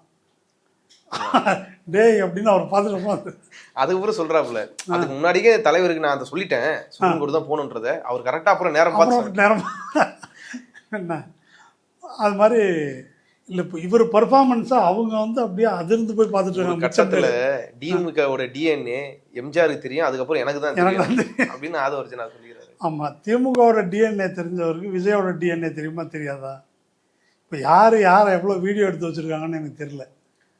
என்ன அண்ணாமலை மேட்ரு மாதிரி என்ன நடந்திருக்குன்னு தெரில. ஆனால் அந்த மேடையில் ஆதவ அர்ஜுனாவுடைய பர்ஃபார்மன்ஸ் இருக்குல்ல, அது பேச்சு இல்லை, பர்ஃபார்மன்ஸ். அந்த பர்ஃபார்மன்ஸில் நமக்கு ஒன்றும் அதிர்ச்சி அடைகிறதுக்கு எதுவும் இல்லை, புஷியானதுக்கு அதிர்ச்சியாக இருக்கும். அந்த ஐஆர்எஸ் ஆஃபீஸர் இருக்கார் அருண்ராஜுக்கு அதிர்ச்சியாக இருக்கும், நிர்மல்குமாருக்கு அதிர்ச்சியாக இருக்கும், இன்னும் பிறர் ஜானா ராகேசாமி எல்லாரையும் விட விஜய்க்கு வந்து அதிர்ச்சியாக இருக்கும். வெளியே காட்டிக்க முடியாது. என்ன விஜய் தான் எல்லாத்துக்கும் 1.5 கோடி பேருக்கு அவர் வழிகாட்டுறாராம். என்ன இந்த மாதிரி வந்து போட்டு தாக்கிட்டாரு. விஜய் வந்து பார்த்துட்ருக்காரு. என்னுடைய கருத்து என்ன அப்படின்னு சொன்னால், ஒரு நல்ல ரேட்டுக்கு அமித்ஷாட்டை விற்றுட்டார் இவர். என்ன ரேட்டுன்னு நமக்கு தெரியாது, என்ன டீலிங்னு நமக்கு தெரியாது. அதுக்கு ஒரே ஒரு சான்று நான் என்ன சொல்கிறேன், எப்படி சொல்கிறீங்க இதை, ஆதாரம் இல்லை அவதூறு. சிபிஐ போட்டாங்க, அந்த சிபிஐ உத்தரவு போட்ட வேகம், அந்த குழு நீதிபதிகள் குழு நியமிக்கப்பட்ட வேகம், இது எல்லாமே ரொம்ப அசாதாரணமான வேகம். புயல் வேகத்தில் இதெல்லாம் அதுக்கு முகாந்தாரமே இல்லாமல் இவ்வளோ நடக்குது. ஆமாம், அது மாதிரி நடக்குது. ஆனானப்பட்ட தேர்தல் மோசடி வழக்கெல்லாம் தூங்குது 2019 பீகார் வழக்கு நேற்று விசாரணைக்கு வந்திருக்குன்னா வரவே இல்லை, நீதிபதியே வர காணோம். ஆனால் இதுக்கு மட்டும் பறக்குது உத்தரவு. சரி, அதெல்லாம் வந்துருச்சு. இந்த நடைபெற்ற இந்த பொதுக்குழுவில் இது நடக்கும்போது மத்தியானம் 12 மணிக்கு ராகுல் காந்தி பிரஸ் மீட் நடக்குது. ஹரியானாவில் ஓட் சோர் இல்லை, சர்க்கார் சோர். 25 லட்சம் வாக்கு, 8க்கு ஒரு ஓட்டு வந்து கள்ள ஓட்டு. எப்படி வந்து திருடியிருக்காங்க, எக்ஸிட் போல் முடிவுகள் எப்படி எங்களுக்கு சாதகமாக இருந்தது, போஸ்டல் ஓட்டு அப்படின்றது எப்பொழுதுமே எப்படி மெயின் ரிசல்ட்டை வந்து பிரதிபலிக்கும், அது எப்படி கரெக்டாக பிரதிபலிக்குது, இந்த ஓட்டு எப்படி தலைகீழாக மாறி இருக்குது, இத்தனையும் ப்ரூவ் பண்ணி உலகளவில் மீடியா, உலகளவில் நான் சொல்கிறது அந்த பிரேசில் நாட்டு மாடல், இந்த இந்தி படத்தெல்லாம் நடிச்சிருக்காங்களா, அந்த படத்தை போட்டு பண்ணியிருக்காங்க. நாரடிக்கிறாரு, சிரிப்பாக சிரிக்குது. இங்கே அப்புறம் தான் பொதுக்குழு நடக்குது. எஸ்ஐஆர் பற்றி மொக்கையாக ஒரு தீர்மானம். எஸ்ஐஆரை பீகாரில் 65 லட்சம் வாக்காளர்களை நீக்கி விட்டாங்களாம். இது யார், இந்த ஐஆர்எஸ் அதிகாரி. அவர் என்னத்துக்கு ஐஆர்எஸ் படித்தாருன்னு தெரியல. பீகாரில் என்ன நடந்துச்சு, அல்டிமேட்டாக ஃபைனலாக எவ்வளோ பேர் நீக்கப்பட்டிருக்கிறார்கள், அதில் நடந்த விவரம் என்னன்னு தெரியல. இந்த எஸ்ஐஆருடைய மிக அடிப்படையான பிரச்சனையே ஒரு குடிமகனுடைய சிட்டிசன்ஷிப், அதை கொஸ்டின் பண்ணுறது என்பது அந்த தீர்மானத்தில் இல்லை. மகாதேவ்புராவில் தொடங்கி, மகாராஷ்டிராவில் தொடங்கி, ஹரியானாவில் வரிசையாக இந்த மாதிரி ஒரு ஓட் சோரி நடக்குது அப்படின்ற விஷயம், வாக்கு திருட்டு நடக்குது அதை பற்றி அந்த தீர்மானத்தில் எதுவும் கிடையாது. இதெல்லாம் இவங்களுக்கு அறியாமையினால் போடலையா? இப்போ நான் அந்த பொதுக்குழு முடிந்த பிறகும் இந்த கணவரையில் எனக்கு தெரிஞ்சு ஹரியானாவில் நடந்த விஷயம் பற்றி ராகுல் எக்ஸ்போஸ் பண்ணியிருக்காருல்ல. ஆமாம், பல பேர் வந்து இப்படி வேற உருட்டிட்டு இருக்கிறாங்கல்ல, தாவேக்கா காங்கிரஸ் கூட்டணி வரப்போகுதுன்னு ராகுல் காந்தியே பேசிட்டாரு அப்படின்னு சொல்லிட்டு இருக்கிறாங்க. இல்லை பிரியங்கா தனியாக பேசிட்டு இருக்கிறாங்க. பலவிதமான உருட்டுகள்னு வச்சுங்க. ஹரியானா வந்த உடனே ஸ்டாலின் வந்து சிஎம் வந்து உடனே ட்வீட் பண்ணுறாரு அதுக்கு ஆதரவாக, இல்லையா? அப்போது அது வந்துருச்சு. இது வரைக்கும் தாவேக்கால ஏதாவது பேச்சு இருக்குதா? நான் என்ன சொல்ல வரேன் அப்படின்னா இதுதான் சொல்ல வரேன். இல்லை, எல்லாருக்கிட்டேருந்து வந்துருச்சு. பாஜக கிட்ட ஆப்வியஸாக வராது, அதிமுக கிட்டேருந்து வரல, அப்புறம் தாவேக்கிட்ட வரல. ஆனால் நாங்கள் வந்து எங்களுக்கு கொள்கை எதிரி பாஜக அப்படின்னு சொல்கிறத நம்பணுமா என்பதை புரிந்து கொள்ளணும். நல்ல ரேட்டுக்கு அமித்ஷாவுக்கு நான் வித்துட்டாரு அப்படின்னு நான் சொல்வதன் பொருள் இப்போ இதிலேருந்து புரிஞ்சுங்க. நான் வேறு எவிடன்ஸு நான் வந்து டேபிள் கட்டியில் ஒளிஞ்சு பார்த்தெல்லாம் நான் சொல்ல முடியாது, அது சாத்தியம் இல்லை. இப்படி உலகமே பேசி கொண்டிருக்கிற, ஊரே பேசி கொண்டிருக்கிற, சிரிப்பாய் சிரிக்கிற இந்த பிரச்சனை இருக்கு இல்லையா, சர்க்கார் சோர், அந்த விஷயத்தை பற்றி ஒரு கட்சி பேசவில்லை. அது யார், நீ என்ன பிரச்சனைனா அது யார் செய்கிறான்னு சொல்லணும்ல, யார் இந்த பிரச்சனை காரணம்னு சொல்லணும்ல, அது சொல்லவே எப்படி சொல்ல முடியும்? ஏன்னா அவர் தானே கரூரை விசாரிக்கிறாரு. இப்போ பிஜேபியினுடைய சிறப்பு என்னன்னு கேட்டால், அமித்ஷாவுடைய சிறப்பு என்னன்னு கேட்டால், உங்களை நான் ஆதரிக்கிறேன் அப்படின்னு கோயிலில் போய், ராமர் கோயிலே போய் நீங்கள் சத்தியம் பண்ணால் கூட அப்படி ஒத்துக்க மாட்டாங்க அவங்க. ஒரு ஊக்க போட்டு வைக்கணும் அப்படின்றது தான். நம்ம ரஞ்சன் கோகோய்னு ஒரு நீதிபதி இருந்தார். நம்ம 2018 நினைக்கிறேன் 4 உச்சநீதிமன்ற நீதிபதிகள் ஒரு ப்ரெஸ் மீட் வச்சாங்க. இந்திய ஜனநாயகத்துக்கு ஆபத்து, இன்னாங்க ஆபத்து, இந்த லோயாவை கொண்டுட்டாங்களே அந்த கேஸை பற்றி சொல்கிறீங்களா அப்படின்னு ஒரு நிருபர் வந்து கேட்குறாரு. ஆமான்னு சொன்ன ஒரே ஒரு ஆள் யாருன்னா கோகோய். அவர் தலைமை நீதிபதி ஆகிறார். தலைமை நீதிபதி ஆகி சில நாள்லேயே ஒரு பொம்பளை விவகாரம் வந்து வருது. வந்து சிரிப்பாக சிரிக்குது. அதுக்கு ஒரு விசாரணை குழு போட்டு அது ஒரு மாதிரி க்ளோஸ் பண்ணுறாங்க. அதுக்கப்புறம் ரஃபேல் கேஸ் அவர்கிட்ட வருது, அதை ஊற்றி மூடிடுறாரு. அவர்கிட்ட பல வழக்குகள் வருது, எல்லா வழக்குகளையும் க்ளோஸ் பண்ணிடுறாரு அதோட கோகோய் வந்த பிறகு. அதுக்கப்புறம் உச்சநீதிமன்ற தலைமை நீதிபதியாக இருந்தவரை கூப்பிட்டு அந்த ராஜ்யசபா மெம்பராக உட்காரு அப்படின்னு உட்கார வச்சுட்டாங்க. இந்த மாதிரி பலருக்கும் செய்யப்பட்ட சம்பவங்கள் பல உண்டு. அதனால் தாவேக்கா இதை ஆதரிக்கிறதுன்னு சொன்னால் மட்டும் பத்தாது. இப்போ கரூர் கேஸ் அப்படின்னு ஒன்று ஊக்க போட்டு பார்ட்னராக யாரையும் சேர்த்துக்க மாட்டாங்க, அடிமையாக பார்ட்னராக சேர்த்துக்க மாட்டாங்க. நீங்கள் கோயிலில் போய் சத்தியம் பண்ணாலும் நம்ப மாட்டாங்க. கரெக்டாக ஒரு ஊக்க போட்டு அப்படி வச்சுக்குவாங்க. ஆமாம், கஸ்டடி எடுத்து வச்சுக்கிறது தான். அப்புறம் அவங்க அது வரைக்கும் போய் விளையாடிட்டு வான்னா அது வரைக்கும் விளையாடிட்டு வந்துடலாம். இப்போ தென்னை மரத்தில் கட்டியிருக்கிறாங்க விஜயை. இதெல்லாம் எப்போ தாவேக்கா தொண்டர்களுக்கு எப்போ புரியும் நீங்கள் நினைக்கிறீங்க? எப்போ புரியும் அப்படின்னா இப்போவே புரிஞ்சுருக்கணும். இப்போ நான் இந்த கேள்விக்கு பதில் சொல்லட்டேன். அவங்க நீங்கள் பிஜேபி எதிர்க்கிறீங்க, எஸ்ஐஆரை எதிர்க்கிறீங்க அப்படின்னு சொன்னால் நான் எளிய கேள்வி. இப்போ அவங்க மாதவர்ஜனா சொன்னார்ல, அப்படி நாமக்கல்லேருந்து கரூர் வரும்போது ஏதோ ஒரு காலேஜிலேருந்து 5000 பேர் ஒடியாந்தாங்க. அப்புறம் விசாரித்து பார்த்தா அந்த காலேஜில் மொத்த ஸ்ட்ரென்த்தே 3000 பேர் தானா. அது இருக்கட்டும், தெரியும். பெண்கள் மட்டும் 3000 பேர் அது சொல்கிறதானே. இப்போ என்ன, அங்கே அரியலூரில் 70000 பேர். ஆமாம், 7 மணி நேரம் 70000 பேர். அப்புறம் விசாரித்தேன், ஒரு சைபர் எக்ஸ்ட்ரா போட்டார் அவர். 7000 பேர் இருக்குன்னு சொல்கிறாங்க அங்கே. என்ன பாப்புலேஷனே இருக்காது, அவ்வளோதான் இருக்கும் அது. அதனால் அவர் சொல்லிக்கலாம் அதை. அப்போ கல்லூரி மாணவர்கள் பனையூரில் கை வச்சுப்பார், கல்லூரி மாணவர்கள் உங்கள் வீட்டுக்கு வருவாங்க அப்படின்றார். இப்போ அவங்க கூற்றுப்படி இந்த ஜென்சின்றது இவர்களுடைய ஆதரவாளர்கள். ஆமாம், ஒரு குறிப்பிட்ட அளவுக்கு உண்மை அது, நான் இல்லைன்னு சொல்லலை. விஜய் ரசிகர்கள் விதின் கோட்ஸ் இருக்கிறாங்க அப்படின்னு வச்சுக்குவோம். இப்போ என்ன கேட்குறேன்னா, இந்த எஸ்ஐஆரில் 2004க்கு அப்புறம் பிறந்தவன்லாம் அப்பனுக்கும் பர்த் சர்டிஃபிகேட் கொடுக்கணும், அவங்க அம்மாவுக்கும் பர்த் சர்டிஃபிகேட் கொடுக்கணும் அப்படின்னு இருக்குது. இதெல்லாம் உங்களுக்கு தெரியுமா? எஸ்ஐஆரை பற்றி உங்களுக்கு என்ன தெரியும்? அதை பற்றி எதனா பேசியிருக்கிறீங்களா? இந்தியாவிலே எந்த கட்சிக்கும் இல்லாத கட்டமைப்பு. அதான் தீர்மானம் போட்டாங்களே, அதை சொல்லுவாங்க. தீர்மானத்தை வச்சு என்ன செய்யறது? நான் என்ன கேட்குறேன், விஜய் முதல்வர் ஆகணும், அதுக்கு நீங்கள் ஓட்டு போட்டால் தானே முடியும். உனக்கு ஓட்டு இருக்குதா? முதல்ல ஓட்டு இருக்குதா? ஓட்டு வேணும் அப்படின்னா இதெல்லாம் கேட்டிருக்கிறாங்க. இதெல்லாம் தேதிக்கு விஜய் ரசிகர்களுக்கு யாருக்கும் ஓட்டு இல்லைன்றீங்க? இல்லை, இன்னைக்கு தேதி அறிவிச்சாச்சு. விஜய் ரசிகர்கள் உங்களுக்கும் இல்லை, எனக்கும் இல்லை. அதான் சொல்லியிருக்காங்களே அர்ச்சனா பட்நாயக்கா அந்தம்மா சொல்லியிருக்காங்கல்ல, ஃபார்ம் ஃபில் பண்ணி கொடுக்கலன்னா 30 நாளைக்குள்ள முடிஞ்சு போச்சு, நீ இந்திய குடிமகனே கிடையாது, அவ்வளோதான், முடிஞ்சு போச்சு. புதுசாக அப்புறமா ஆரம்பிக்கிறோம், 1லேருந்து முதல் போராட்டம்லேருந்து. இதுதான் கண்டிஷன். இது எதுவாவது அவர்களுக்கு தெரியுமா? இது ஏதாவது அவர்களுக்கு சொல்லிக் கொடுக்கப்பட்டிருக்கிறதா? இப்போ திமுகவோட ஓட்டர்ஸை காப்பாற்றுறதுக்காக திமுக பிஎல்ஏ அரேஞ்ச் பண்ணி மானிட்டர் பண்ணுறாங்க, அவங்கெல்லாம் அதில் என்ரோல் ஆகணுன்றதுக்காக முயற்சி பண்ணுறாங்க. இதேமாரி தாவேக்கா இப்போ என்ன பண்ணிட்டு ஒன்றும் தெரியலையா? இப்படி ஒன்றும் ஏதாவது நடந்திருக்குதா? இப்போ திமுக அதை பற்றி நிறைய விளக்கி இருக்கிறாங்க. 11ஆம் தேதி ஆர்ப்பாட்டம் நடத்துகிறாங்க, எல்லா கட்சிகளும் அறிவிச்சிருக்கிறாங்க, வழக்கறிஞர்கள் உதவி செய்கிறாங்க, சுப்ரீம் கோர்ட்டுக்கு போகிறாங்க. ஆனால் இவங்க ஒரு கேள்வி கேட்டாங்க, பயங்கரமான ஒரு கேள்வி. சட்டசபையில் தீர்மானம் போட்டிங்களா அப்படின்னு. அதை வச்சு என்ன பண்ணுறது? இதுக்கு கூட்டம் வந்து சர்வகட்சி கூட்டம் தான் கூட்ட முடியும், தமிழக அரசா கூட்ட முடியும். இதுக்கு அந்த கூட்டத்தில் போய் உங்கள் கருத்தை சொல்கிறதும் அருண் ஐஆர்எஸ் தான். அந்த கருத்து சொல்கிறதும் அருண் ஐஆர்எஸ். இப்போ எனக்கு ஐஆர்எஸை பற்றி, நம்ம ஐபிஎஸ்ஸை பற்றிய சந்தேகம் அண்ணாமலையை பார்த்து வந்துச்சு. ஐஆர்எஸ்னா என்னன்ற சந்தேகம் இப்போ இவரை பார்த்து வருது. அதனால் இது வந்து கேலி கூத்துது. ஆகையினால் அதில் இன்னொன்று சொன்னாங்க, அதுக்காக வாதாடுற ஒருத்தர்,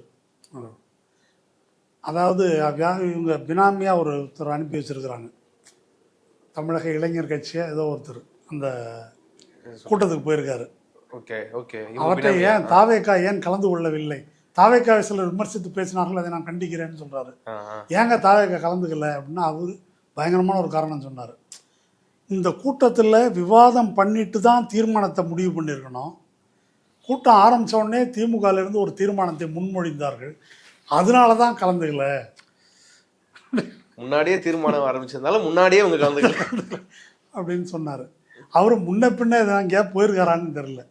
இப்போது ஒரு அமைப்பு பல பேரை கூட்டி ஒரு பிரச்சனைக்காக, எந்த பிரச்சனைக்காகவும் செய்யும்போது நாங்கள் இதை முன்மொழிகிறோம்னு சொல்லுவாங்க.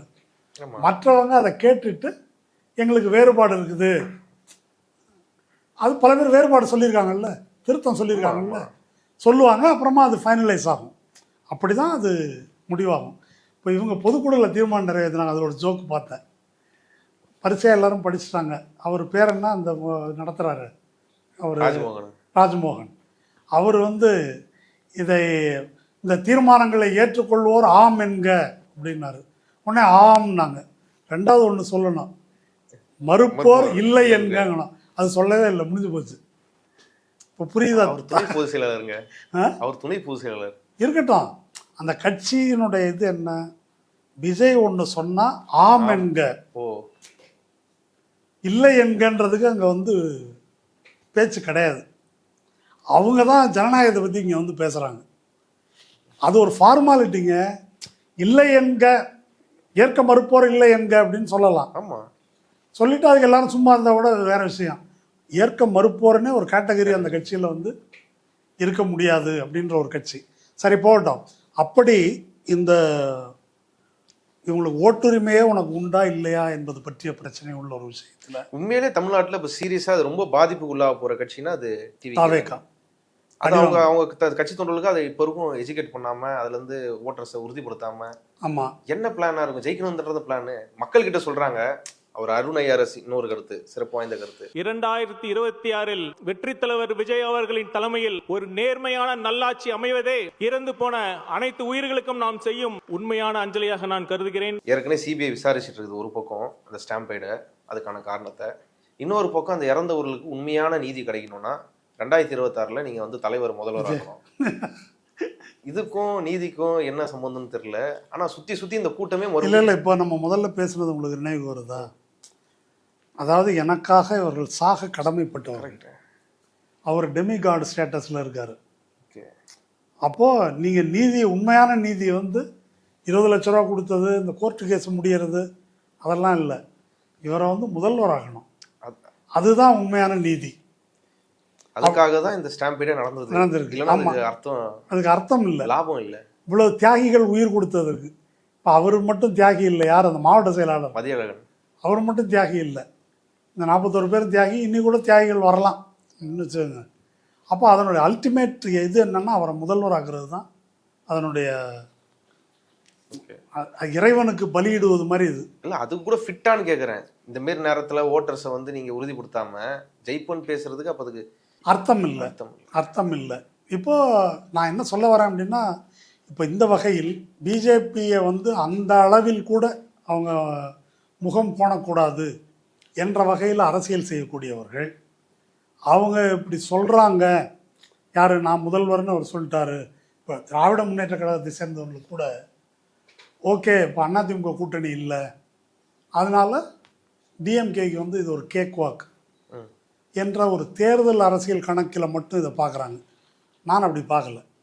நான் என்ன கருதுறேன்னாக்கா, எடப்பாடி சத்தியம் பண்ணாரா இல்லையா, பிஜேபியோட நான் போக மாட்டேன், 26 போக மாட்டேன், 29 போக மாட்டேன் எல்லாம் சொன்னார் இல்லையா, சொன்னார். அப்போ எடப்பாடியை நம்ம நம்பலை. இல்லை, எடப்பாடியை நம்ப முடியாது என்று சொல்வதை போலவே விஜய் சொல்லுகின்ற கூற்றையும் நம்ப முடியாது. அப்படி தான் வந்து எடுத்துக்கணும். இவங்க பிஜேபியை எதிர்ப்பதற்கு எந்த அடிப்படையும் கிடையாது. அதான் ஏற்கனவே சொன்னது போல் தென்னை மரத்தில் கட்டியிருக்குது இந்த மாட்டை.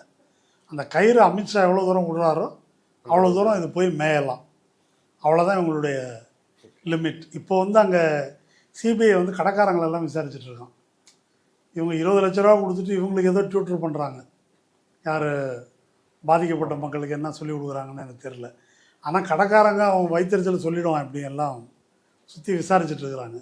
அதனால் இவர்கள் ஏதோ சிபிஐட்ட சொல்லிட்டாக்க ஜோலி முடிஞ்சது என்று ஆதவர்ஜுனா ஒரு வேளை கருதி கொண்டிருந்தால், ஆதவர்ஜுனா சொல்கிறதை விஜய் நம்பி கொண்டிருந்தால், இவங்க சொல்கிறது தான் நடக்கும்னு விஜய் தொண்டர்கள் நம்ம நிம்மதியாக இருக்கலாம்னு நினச்சிட்டு இருந்தால், கோகோய்க்கு என்ன நடந்தது என்பதை வந்து அவர்களுக்கு நினைவுபடுத்த கடமைப்பட்டுள்ளேன். மாடு புடி மாடு.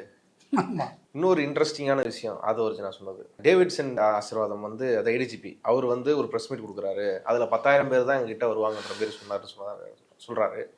மதிய நிகழ்னே எல்லா குற்றச்சாட்டையும் அவர் மேலே வச்சா எப்படி 10,000 தொண்டர்கள் வருவாருன்றதை நாங்கள் சொல்ல முடியும். 10,000 நிர்வாகிகள் சாரி 10,000 தொண்டர்கள் இல்லை 10,000 நிர்வாகிகள் வருவாங்கன்றதை நாங்கள் சொல்ல முடியும். மக்கள் எவ்வளோ பேர் வருவாங்க? 10,000 நிர்வாகி அந்த கட்சியில் இருக்கிற நம்ம இல்லை, அந்த கூட்டம் இப்போ பொதுக்குழுவே இல்லைங்க. ஆனால் அவர் சொன்ன நிர்வாகிகள் தான் நாங்கள் சொன்னோம். பொதுமக்கள் எவ்வளோ வருவாங்க நீங்க தானே பார்த்துக்கணும். இதுக்கு முன்னாடி கூட்டங்கள்லாம் நீங்கள் அவங்க அப்ளிகேஷனில் 10,000 நபர்கள் வருவார்கள்னு இருக்குது, நிர்வாகிகள் வருவார்கள்லாம் இருக்குது. ஆமா இல்லை, ஆனா இதை ஒரு பப்ளிக் மீட்டிங்ல எல்லாரும் கேட்குற மாரி இது ரெக்கார்ட் ஆகுது, இதை ஒரு குற்றச்சாட்டாக இருக்கிறாரு.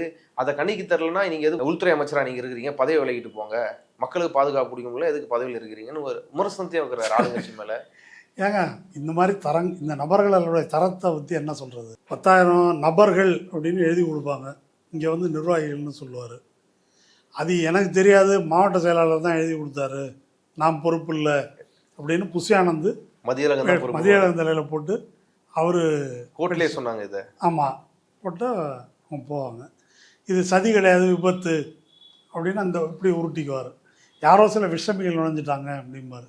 இங்கே வந்து ஒரு புது கதை, 10,000 பேர் வந்து நிர்வாகிகள். இப்போ என்னுடைய கேள்வி என்னென்னா, வெளியே இருந்து பார்க்குற நமக்கு இந்த முரண்பாடு பேச்செல்லாம் புரியுது. முன்னால் உட்காந்துருக்குறாங்க இல்லையா, அவங்களுக்கு இது எதுவுமே தெரியாதுன்னு நினைக்கிறீங்க? அவங்க எப்படி சிந்திக்கிறாங்க இதை? இல்லை, ஃபஸ்ட்டு வந்து இதெல்லாம் இதில் பற்றிலாம் தெரியவே தெரியாத அரசியல் ரீதியாக பார்க்காதவங்க தான் தொண்டர்கள் அப்படின்ற மாதிரி இருந்தது. ஆனால் எப்படி இப்போ இருக்குதுன்னா, எல்லாரும் செய்கிறது தானே, அரசியல் கட்சினால இப்படி தானே இருக்கும். அப்படி இப்படி சில அரசியல் கட்சி வந்து ஆண்டிடுச்சு, விஜய் ஒரு தடவை ஆளட்டுமே, அப்புறம் பார்ப்போம், ஒரு வாய்ப்பு கொடுக்குமே. அது எல்லாம் இருக்கட்டும். இந்த ஒரு குறிப்பிட்ட ஒரு சாவு நடந்திருக்குது, இப்படி மாற்றி மாற்றி பேசுகிறோம். இந்த 41 பேர் செத்துருக்குறாங்க. இதன் பால் விஜய்க்கு பொறுப்பு இல்லை, ஆதவர்ஜுனாவுக்கு பொறுப்பு இல்லை, புஷி ஆனந்த் பொறுப்பு இல்லைன்ற முன்னால் உட்காந்துருக்குறாங்கல்ல, அவங்களுக்கு அதை பற்றி கவலை இருக்கான்னு நான் கேட்குறேன். இல்லை, எல்லாரும் அந்த லெவலுக்கு வந்துட்டு இருக்கிறாங்க. எல்லாரும் இந்த குற்றத்தை நியாயப்படுத்தி மறைத்து எப்படி வாதாடுவது அப்படின்னு எல்லாரும் ட்ரெயின் ஆகுறாங்க. கூடுதலாக இதை வச்சு ஆட்சி அமைக்கணும். ஆமாம், அது இதுக்கு ஒரு வேல்யூவான. அதுக்காக என்ன பொய் வேணால் சொல்லலாம், எப்படி வேணால் மாற்றி பேசலாம், என்ன பித்தலாட்டம் வேணால் பண்ணலாம் என்பதற்கு இந்த ப்ராசஸில் அவர்கள் பயிற்றுவிக்கப்படுகிறார்கள். ஏற்கனவே சோஷியல் மீடியாவில் வாலண்டியராகவே அவங்க இறங்கி ஆர்கியூ பண்ண ஆரம்பிச்சிட்டாங்க. புதுசு புதுசாக வாதங்களை கண்டுபிடிப்பது, கேட்குறது. இதான் சொன்னாங்கல்ல, நீங்கள் 50 மீட்டருக்கு முன்னாலே நிறுத்தினாங்க, நீங்கள் எதுக்கு விட்டீங்க, தடுக்க வேண்டியதானே, எது வேணால் பேசலாம்ல. 48 மணி நேரம் இவங்களுக்கே புரியல, விஜய்க்கும் ஆதவர்ஜுனாவுக்கும் ஆஃப்ல இருந்தாங்க. ஆனால் அந்த 48 மணி நேரம் இவங்க விர்ச்சுவல் வாரியர்ஸ்லாம் ரொம்ப ஆக்டிவா தான் அவங்க தான் இருந்தாங்க. அதனால் அது அது அதாவது ஒரு குற்ற மனோபாவம் என்பது கடைசி தொண்டர் வரையில் ஒரு கிரிமினல், ஹார்டு கோர் கிரிமினல் இருக்கிறான் இல்லையா, அவன் வந்து எப்படி திரும்ப திரும்ப தன்னை நியாயப்படுத்தி வாதாடுறான்ல. இப்போ இந்த குற்றத்தில் எதிர்த்தாப்புல உட்காந்துருக்கிற எல்லாருக்கும் பங்கு இல்லை.